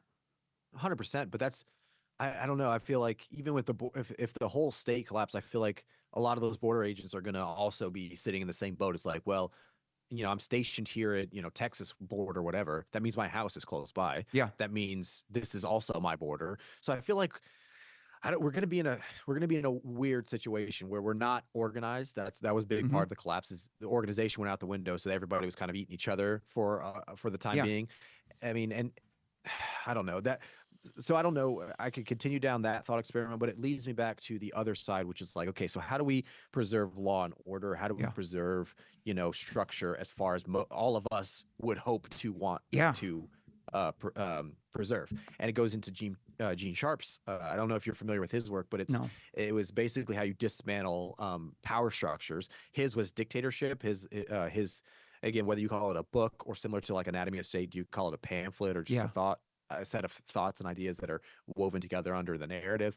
But his is called Dictatorship to Democracy. And that specific line of reasoning, I don't know if it was philosophy or sociology specifically that he was a professor of, but it was translated into every fucking language on earth. Hmm. It was part of the Arab Spring. It was part of the I want to say Myanmar. It's been a couple years now since I've read it, Yeah. but a lot of the dictatorships that were overthrown peacefully that you often don't hear about, but you see a lot of the impact in a lot of these regions where the whole yellow flower in the barrel of the police officer gun or the Yeah. army gun or whatever it was. A lot of those images that a lot of us don't register, or a lot of the imagery around that, iconography around it, is 100% tied into his writings. And part of his thesis or his ideals that I extract from, that I like to summarize for people, is the pillars of power, right? We all agree that our government is propped up on the branches of government that we currently have and all of the branches below that, right? So you pointed to like the police force being, rotten at its core, right? Well, it's like, is it easier to solve all of the federal government problems or all of the state government problems, or is it easier to focus on just like your local community's Yeah. law enforcement, That's right? that's where And I'm at for sure. Like, exactly. And his whole idea was like, if you identify all of the power structures and go to the furthest fragmentation down position, which is your local community, right? So you look at your local law enforcement, your local, he names all the power structures that lift up as again, his whole thing was around dictatorships, mhm. but it works for any power structure, right? So it's like the judicial branches, the executive branches, the military branches, the police, and the education, I think, are like the five main pillars of power. And it's like, so how do you infiltrate the institutions of education? You can see that already happening on the opposite end, where Mhm. the state and Marxist, agendas are coming through the education system, because what's Yeah. easier to infiltrate and play the long game? It's our youth, right? And they're fucking. I was dumb. I feel like I still am dumb in a lot of situations and a Yeah. lot of scenarios and a lot of, I lack a lot of information, right?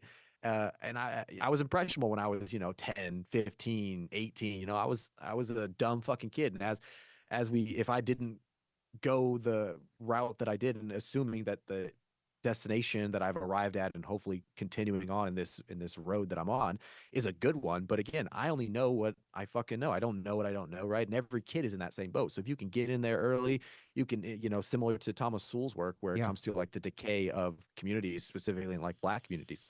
How do we do that, right? As a CIA, Yeah. obviously very easily and very, not easily, but very quickly and successfully was able to do, is like, let's pump in everything negative we can and make Yeah. it a part of the culture so Look that at what they've they done with hip absorb hop. it. We're like seeing Exactly. with this whole Diddy situation that like this was an Epstein operation. Like 100%. they 100%. I heard a great interview with somebody the other day that compared this hip hop situation to the hippies in the 70s. They wanted to demonize an entire group of people that were not for Yep. war.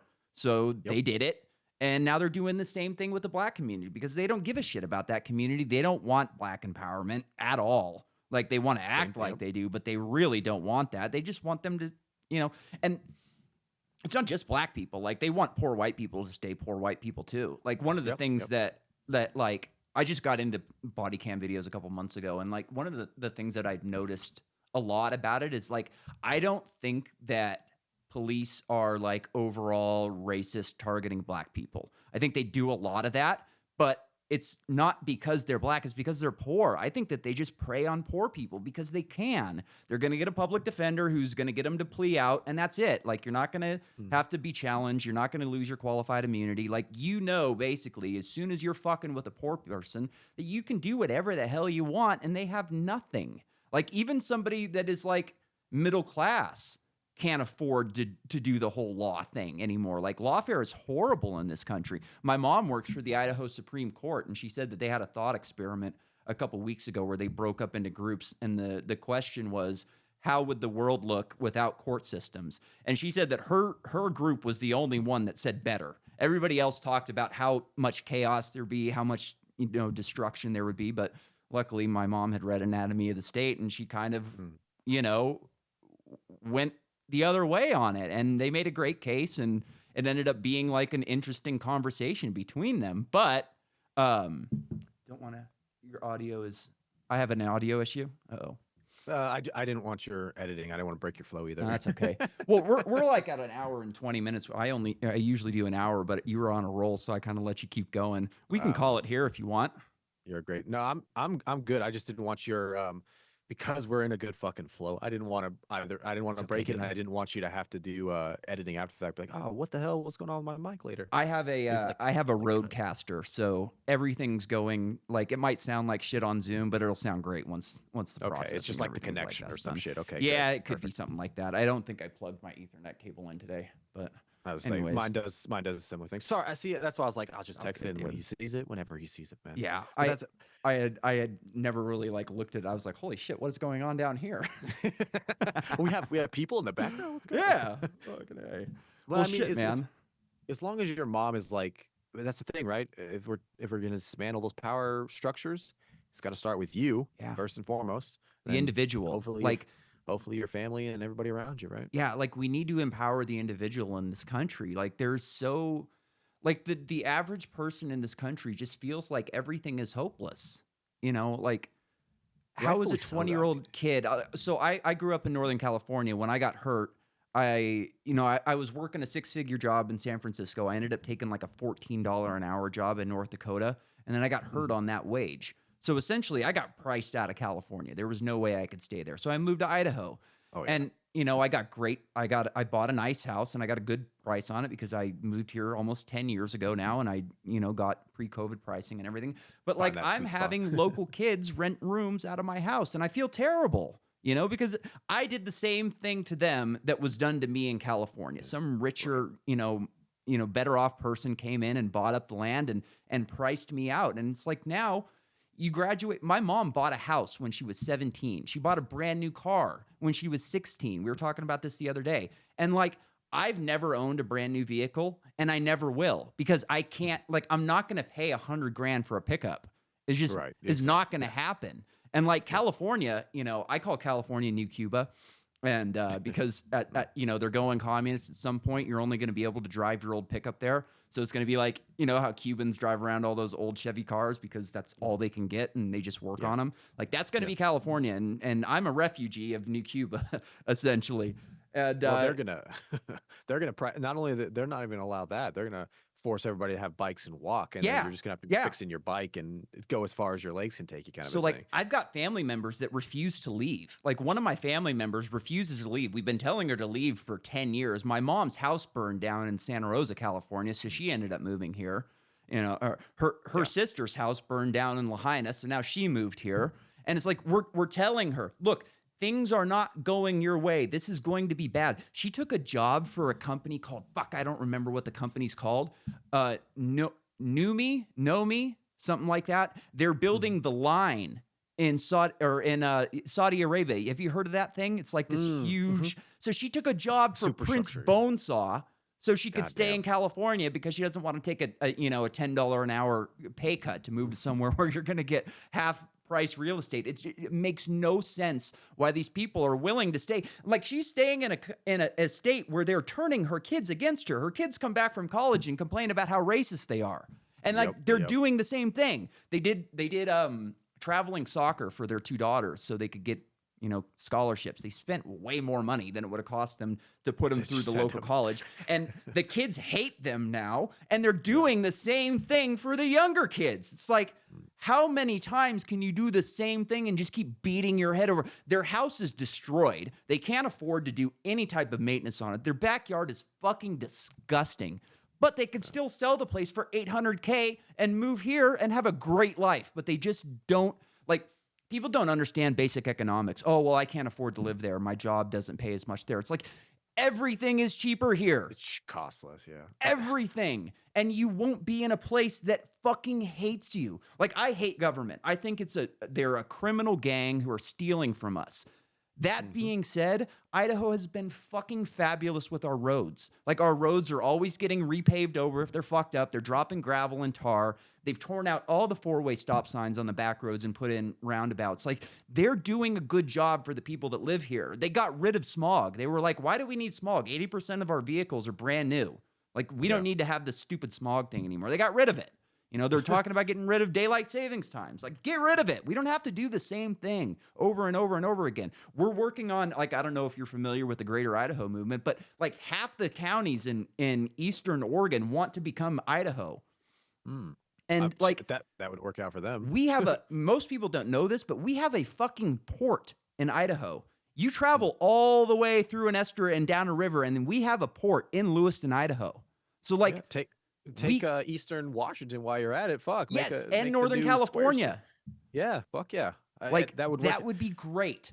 And like, one of the things like that I struggle with is like rights. What am I willing to lose and for what I'm willing to gain? So like, one of the conservatives' points for Greater Idaho is like, they don't like that I can drive. I'm not saying I do, because I would not do this. That would make me a bad boy. But you can drive 40 miles to Ontario, Oregon, and buy weed and then, drive it on back here. They don't like that. They want to push that border 300 miles west. So we can't do that in Boise anymore. And to be honest, like, I would be fine with that. Like, I think that people should be able to, grow their own medicine, buy their own medicine, medicate themselves with something that works very well for a lot of people. That being said, I would rather have Greater Idaho than legal weed in Idaho.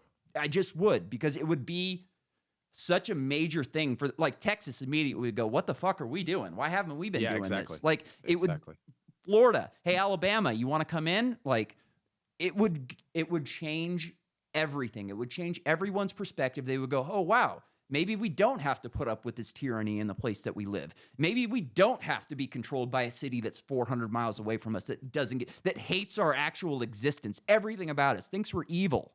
Like, maybe we don't have to deal with that anymore. And if we could do that here legally, non-violently, God, that would be a beautiful thing. I could. That's right up there. That Gene Sharp's logic there. It's like, if that community, and it was a large enough community that agreed with all these other large enough communities, hey, from the ground up, now you're strengthening this foundation of a new idea that is completely contradicting the idea above it, which is authoritarian, tyrannical, power and money incentivized. It's just that's the only way that I think it could happen. I mean, the states being such a beautiful little thing that they are, could 100% be the way to do that. I mean, Texas is always, oh yeah, we're going to secede, we're going to do this, and it's like, like you said, sometimes you trade off things like the power, and they get hit by that crazy winter storm randomly. Yeah. But then you also have the positive of, it's a fucking open carry, a constitutional carry state. Taxes are lower, everything is costs a lot less. The roads you can go 85 on, and nobody's gonna lose their goddamn mind because, oh my god, it's crazy. You can go above 45 and not kill yourself. We build cars that don't feel right at 65. Yeah, like that's the way they're built now. They feel better at 85 than they do at 65. 65, they're kind of jerky, and you get up to 85 and everything starts kind of smoothing out. It's like, why are we building cars to go faster than the fucking speed limit? It's so stupid. And like, while we're on the roads, something that most people don't know about the roads is like, we spend so much goddamn money on roads in this country because we pave everything twice as thick as it needs to be, because the initial purpose of highways in America was so that we could move nuclear bombs from one place to another before we were able to kind of, do missiles and shit. We're still building that way. All of the freeway heights, when you watch a truck go under the freeway, there's 3 feet of space. You go, why is that? That's kind of weird. It's because I don't know. those trucks don't have missiles on top of them. They're designed to have Ah, missiles on top of them. So it's like even our fucking roads are based on warfare. right. I never knew that. That is fucking awesome. Yeah.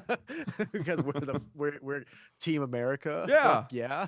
But but to that point though, it's like we don't know.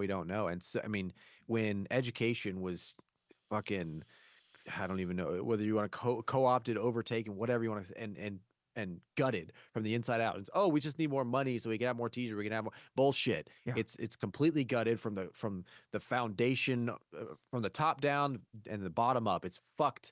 That's why we every year drop further and further and further down the fucking totem pole of education and intellectualism. But I was here just we are, telling and my that's mom this the other day. Like in high school, they always used to complain, oh, our books are so bad. Our school is so bad because the books are so bad. We just need new books. If we had new books, everything would be great. And then when I got into college, I realized the new books are worse than the old books. So it was really like the old books were keeping us good. And that's why it's gone down so bad, is because these new books are garbage and they're teaching garbage. well, Like, and why not do even, I have to do 5 different classes on climate change to get a business degree?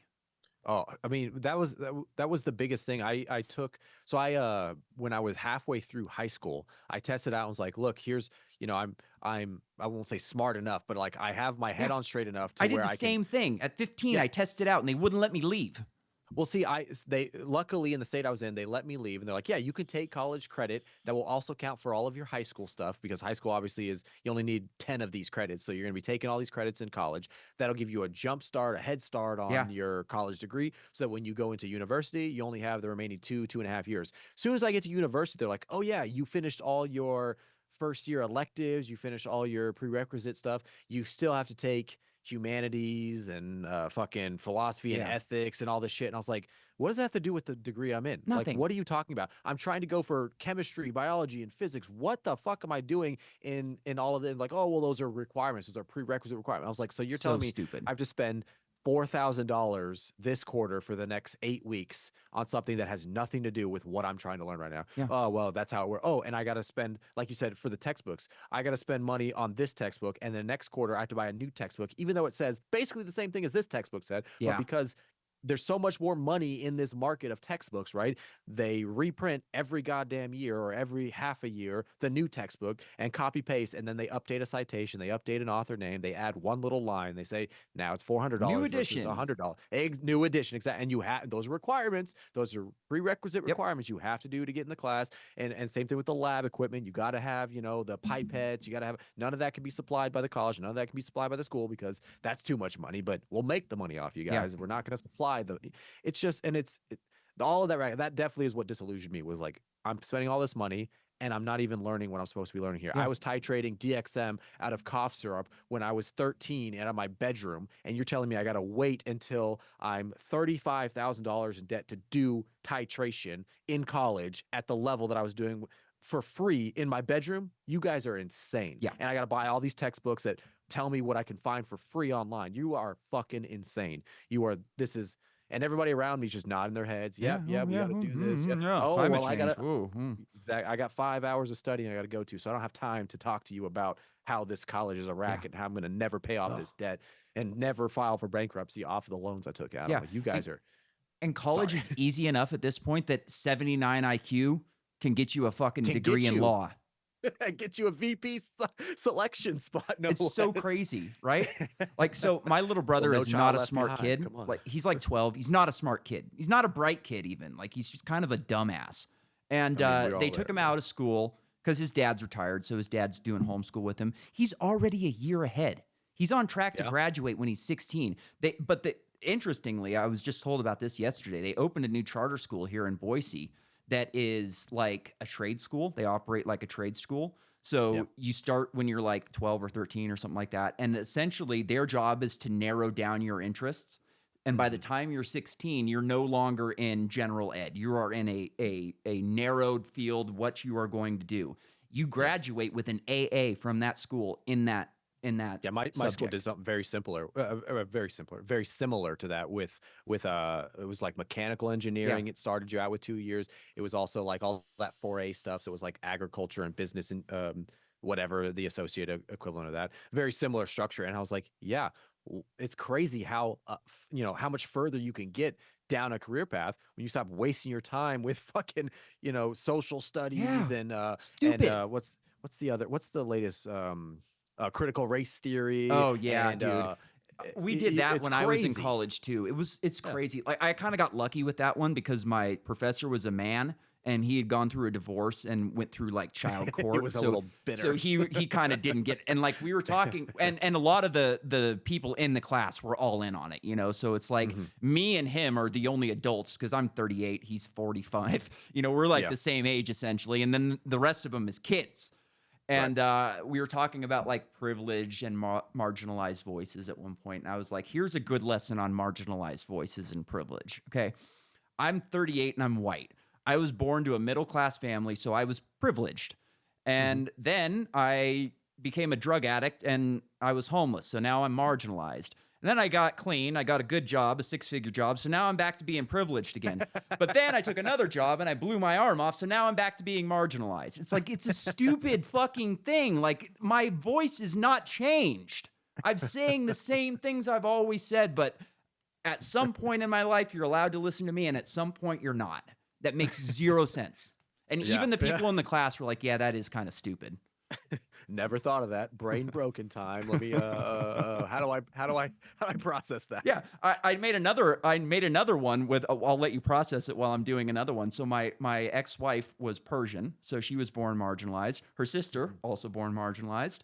They were poor, continued to be marginalized, but then they got into college. She went to business school and she got a $6 million job, whatever. So she went from marginalized to non-marginalized. It just keeps going back and forth. It's so stupid. Well, if she was running for office, then Yeah, she would she'd still still be be marginalized. a marginalized. And what a success story that she was able to do. Depending on which side of the aisle, if she wanted to go to Yeah, the conservative side, exactly. she definitely pulled herself up from her bootstraps. And what a inspiration she could be to other young women trying to do this. But if she was on the other side, it was because of her marginalization that it kept her so far back. She already could have been president, and therefore we have to vote for her. So she's on the track to make up for all the disparities and discrimination she had to face up to this point and continue being the strong woman, female leader that we all need and want. Absolutely. It's like the Rowdy Roddy Piper movie where he put the glasses on Put and the he could glasses. see reality. Oh, It's like fucking they you're live. looking at the same person with and without the glasses, and they're either marginalized or They privileged.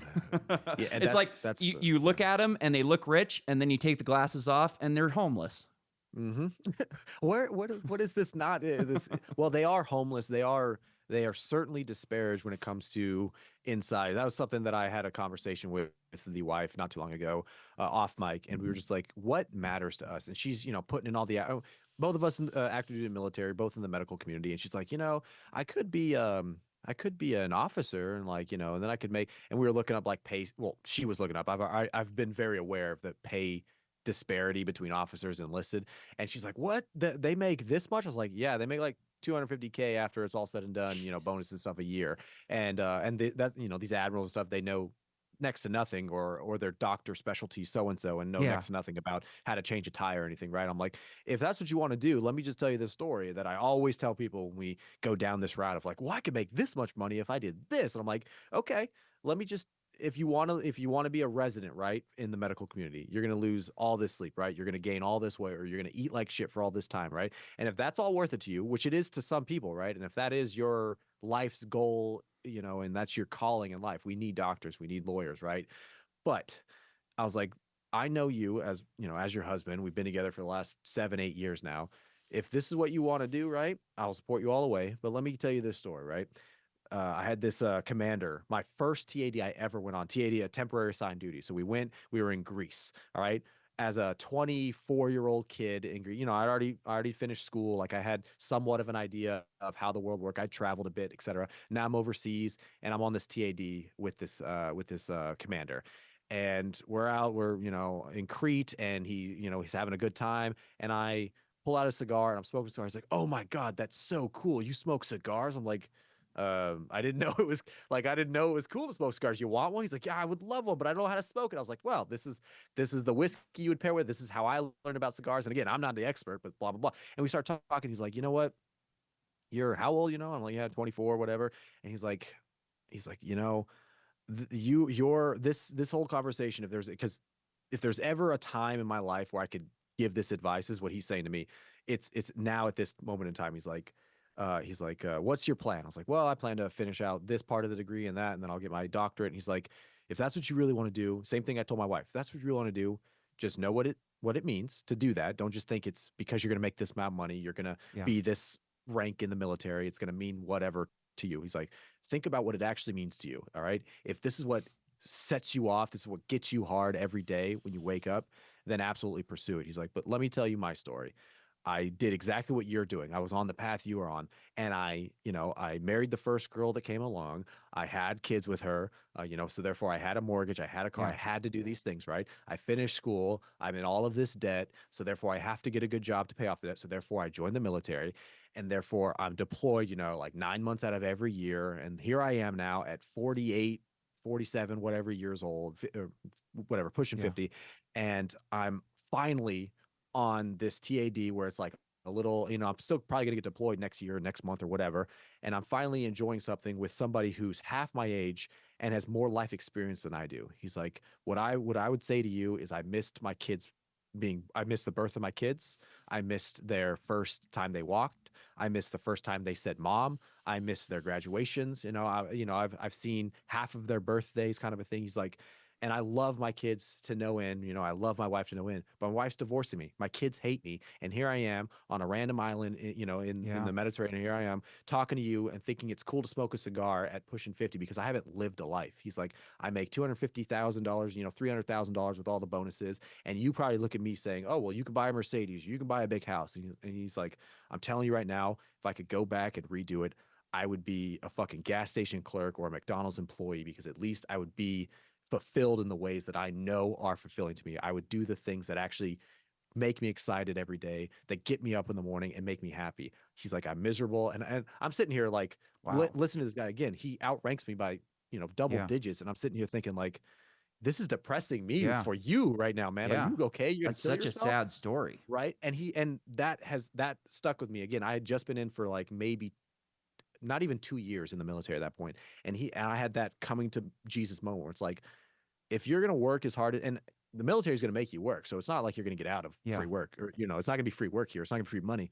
But if you're not pursuing what actually makes you enjoyable for you, no amount of money is going to make that any different for you. No amount of money, no amount of time spent away from home is going to make you more fulfilled and loved by your family and your Yeah. friends and the things that actually matter. You're not going to advance your life and read the books that, wrinkle your brain and make you more of a person. And, you get to have a conversation and talk about anatomy of state with some random one-armed madman Yeah. in the middle of fucking Idaho. Yeah. You're not going to have those opportunities. No. You're going to have different, Morpheus and I have talked about, he's been deployed multiple times. He's like, it sucks for all of these reasons. Like, he's like, I don't remember what his ratio is. He's like, but it's more than half of it sucks. But then there's those little moments where you're sitting on the back of the carrier, in the middle of Yeah. the Pacific Ocean, looking up at the stars, smoking a cigarette with your officer or captain or whatever back there.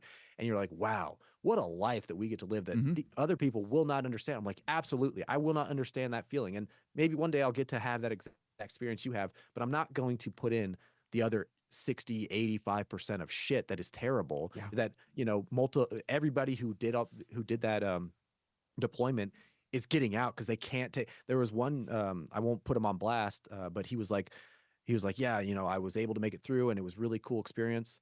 But then he like breaks down and cries in the middle of, conversations with him when we're getting drunk one night, because he's like, I can't go back. Like, it's like worse than PTSD. It's worse than prison. I cannot go back. I can't go. Do not make me go back. I'm like, no, you're safe, dude. Nobody's making you go back.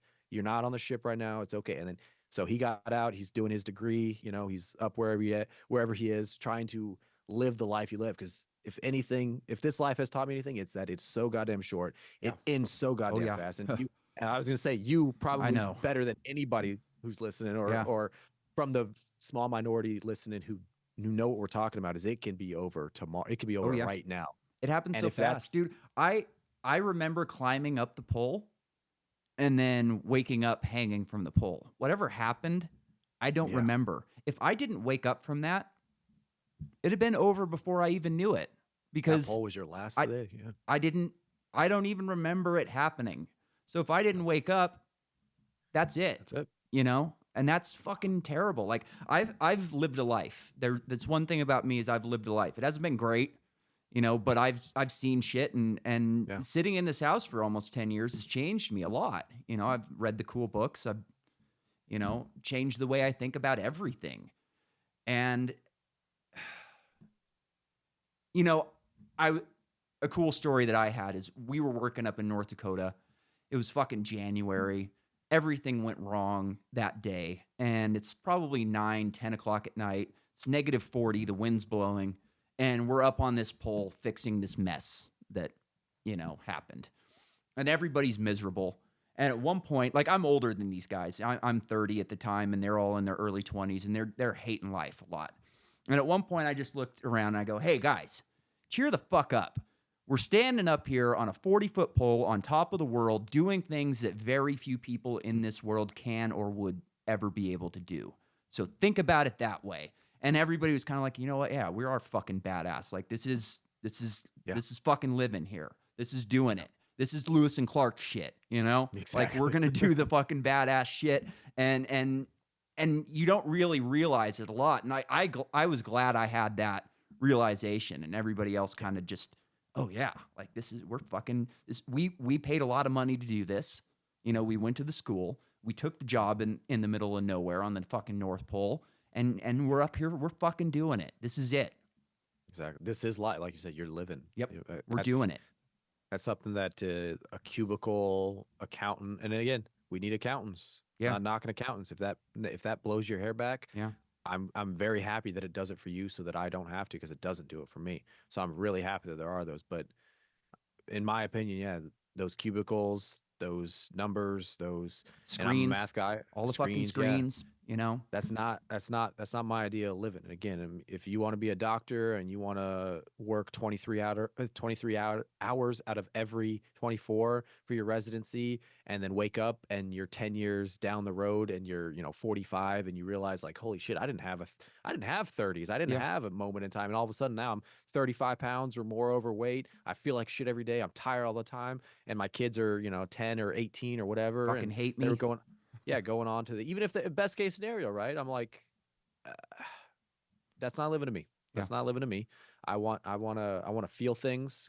To your point, it's not all been good, colored no, roses, but like, I know I've what lived I a know. life. It hasn't been the greatest. Like, I spent my 30s hurt. I spent my Yeah, 20s on drugs. But in that time, I saw and did some shit, some shit and that here most you are. people can't or won't ever do. And I was an amateur professional dirt bike racer for a while, and I, man, What a like, fucking adrenaline that yeah, is. dude, it's the baddest sport. Like, people don't realize that dirt bike racing is the hardest sport in the world, and they've done, like, actual academic studies on this shit. They do Mm. 32 rounds a year. They're traveling, and it's you're wrestling a 250-pound bike, and these guys are killing themselves every day of the week without cameras Exactly. on them. Just the baddest fucking dudes on the planet, and I got to line up with some of them. And I wasn't that guy. I wasn't one of the, Yeah, I yeah, didn't make it. I had the talent. I did not have the drive. And yeah. that's how it is with a lot of people. Like, I survived. I remember one time somebody told me, he was like, "You're getting your butt kicked this weekend. No big deal. A lot of these guys are going to quit, and they're not going to make it. If you just keep grinding, you're going to outlast them." And that's just how it was. When I moved to Southern California, I wasn't planning on racing professionally. At that point, I was kind of over it. I'd been hurt a bunch of times. I crushed my rib cage, and I was just having fun and partying. And I was a skinny kid, and I decided I wanted to go to the gym and pick up chicks. And 6 months later, I gained 35 pounds. I'm in great shape. And one of my buddies moves down there. I jump back on the bike again, and I'm like, "You're racing pro class? Like, I'm on your ass right now. Like, I guess I could do I that can do too, this. you know?" Yeah. And it was so much fun, and it was so cool to, like, like, I had to transform my body. I wasn't any better of a dirt bike racer when I was 18 or 19. The only difference was when I was 19, I was 35 pounds heavier, and I could wrestle that bike around like I couldn't when I was a kid. And, Of course, yeah. it was just, it's something, to And live then there's people. life, and not just a sheltered, Exactly. horrible, like to actually live life, put yourself out there, have some risk. Like so many people are so adverse to risk in this life that they're never going to be able to like feel the adrenaline that me or you have felt. Mhm. That well, and pain too. Like that's Yeah, the the thing with pain.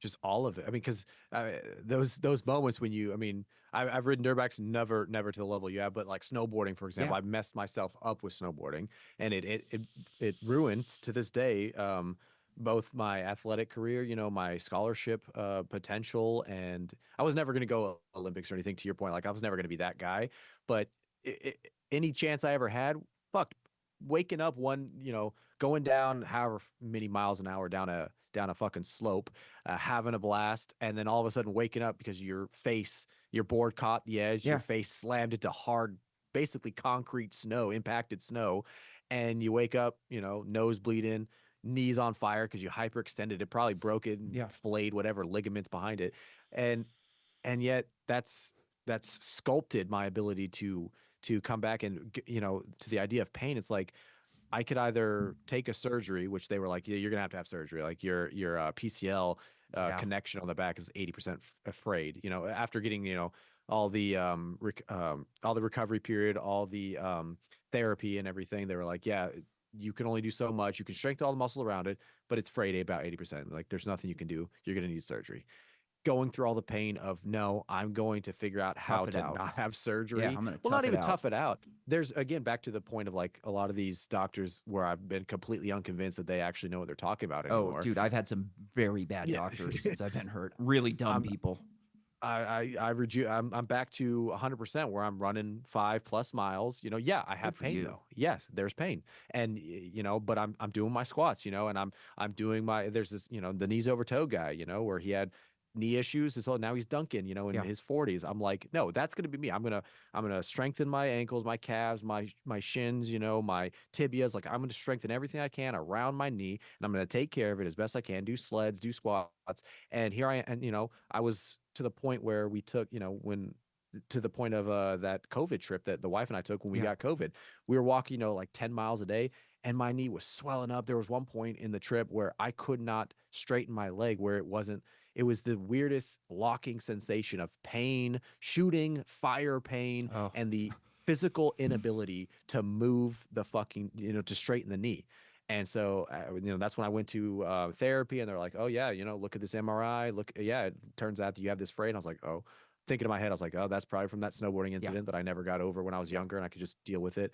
And here I am now. I was like going through all that pain of therapy, and then post therapy of sticking with it, waking up early in the morning, going on your runs, doing your full stretches, doing the lunges, doing the sled, all the shit, all the tibia toe raises, all that shit that isn't fun, but No. it's all of that discipline that I wouldn't have got had I not had that pain of And it crashing, slamming my face into the snow, and it brings you the good moments, right? Like all the hard times. Like I killed myself racing dirt bikes. Like I was hurt all the time. I was working 40 hours a week. I was going to the gym just fucking killing myself, right?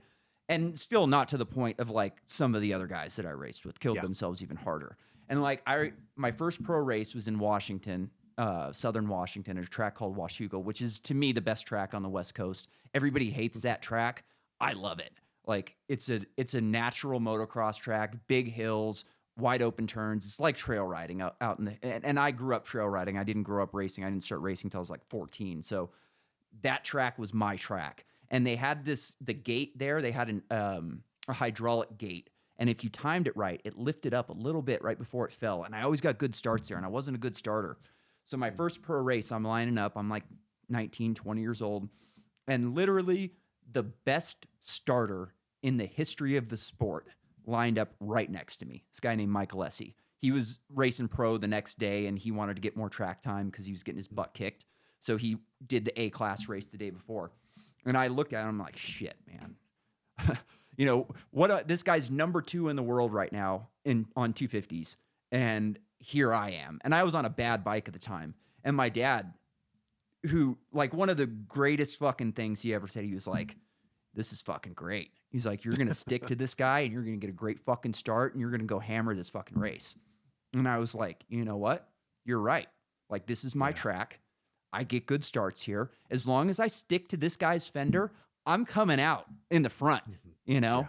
And that fucking gate dropped, and man, I was right there on him. And I've still got it. There's a picture of us there, and I did great in that race. He lapped me, but you know, like, I got to share the track with one of the baddest dudes who ever did it. I got to line up right next to him, and I got a picture right next to him. All of that hard work paid off in that one moment that I can remember forever.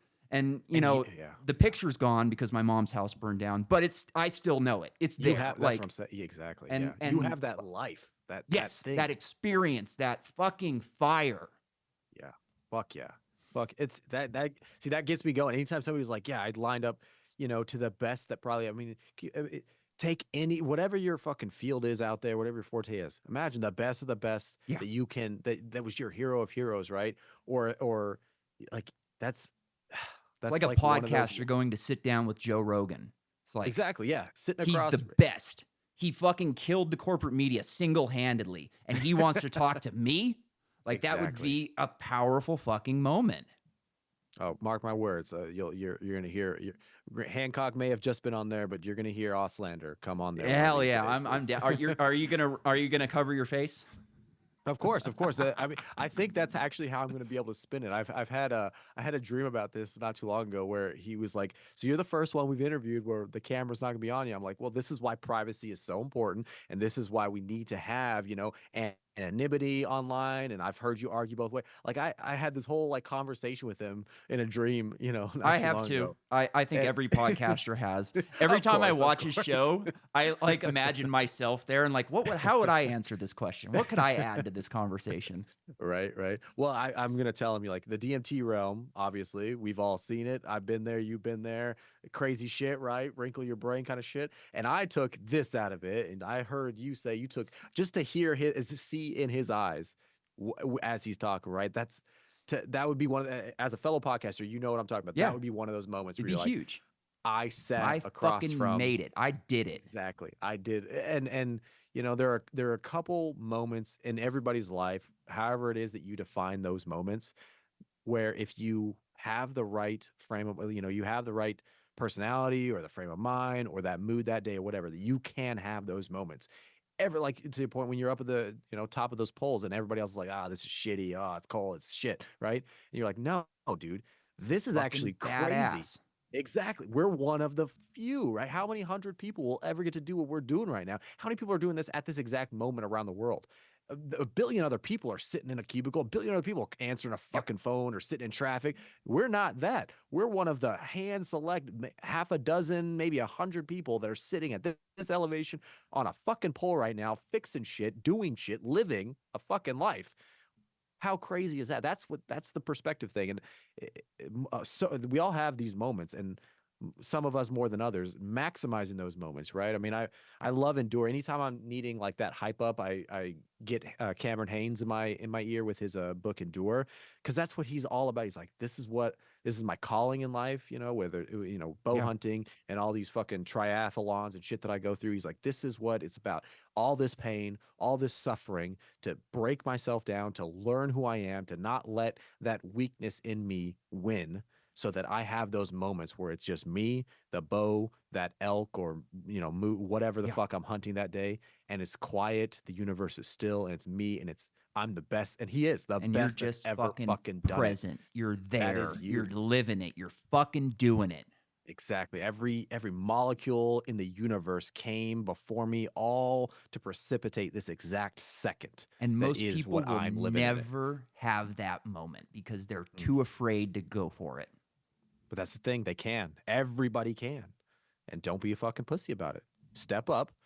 Just do it. You know, it's so cliched and everybody fucking says, and every motivational speaker out there is like, you know, this is how I did it. You could do it if you fall. No, fuck that. Just everybody has it in them. Everybody know. I mean, maybe as I say, everybody, maybe not everybody. Maybe that's why we seek it out, why we love to hear when people are able to do those things. But when you make that switch, it's the easiest thing to do when you realize like, yeah, this is shitty. This is And what it's like, I'm supposed to be doing right exactly. now and this second. You know, the greatest dirt bike racer of all time, Ricky Carmichael, the way he was so good is he was present every fucking millisecond that he was on that bike. He couldn't hear anything. He couldn't fucking see anything else. It was just what's in front of me. He could feel every bump underneath his tire because he was fucking there, completely present, not worrying about who's behind him, not worrying about who's in front of him, not worried about the interview after the race or where we're going to go for dinner. Just right now, I'm hammering this fucking section and then I'm moving on to the next one. Fuck, going however fast, riding that beast, just handling it, swaying with it. Oh. And I think that people like him, the greats in all sports, they have this ability to see things in a different way. Like a great hitter can see the seams on the baseball. I can't see that. I could never hit a baseball once it was going over 50 miles an hour. Like I still can't do it with the yellow ones in the batting cages. You know what I mean? These racers, these guys that are so fucking good, they don't understand how we're going so slow. Exactly. No, yeah. A different way. I mean, when you how lucky it is. I feel like we all have it, but how lucky it is for those that find what that is that they're born to do, you know? Yep. It's hard to find, but if you can do it, fuck, it feels good to do what you know you're supposed to be doing right now, today, in this second. You know what I feel like it is? It's having a whiskey and talking to you, Nick, man. This is fucking a beautiful conversation. We're fucking doing it. And this is great, man. This is probably the longest podcast we've ever done on this channel, but I'm here for it. Like, this is great. It speeds by. It does. Right? It does. Sometimes, sometimes I have somebody come on and they'll pitch me that I want to talk about this. And then they're done talking about it. And I look over and we're at like 14 minutes. I'm like, holy shit, how am I going to fucking get this guy to like do another 45 on this? You know what I mean? But no, these one, like, I love talking to you. A couple of other buddies that I have, I can do the same. We can turn the fucking thing on and with no plan, just go in so many different directions. And it's all just so interesting. Like I love conversations like this. 100%. When I get to the West Coast, man, I get this studio set up. We're gonna see if you're gonna take a little vacay over my way. I'd love to. I gotta stay the anonymous route, but yeah. We'll see when it gets into that backyard of yours. Sounds good, man. Well, let's call it a night. This was great. We'll do it again sometime. That's it. Go get your fucking life together, people. Fuck yeah, guys. Suffer. It's okay to suffer.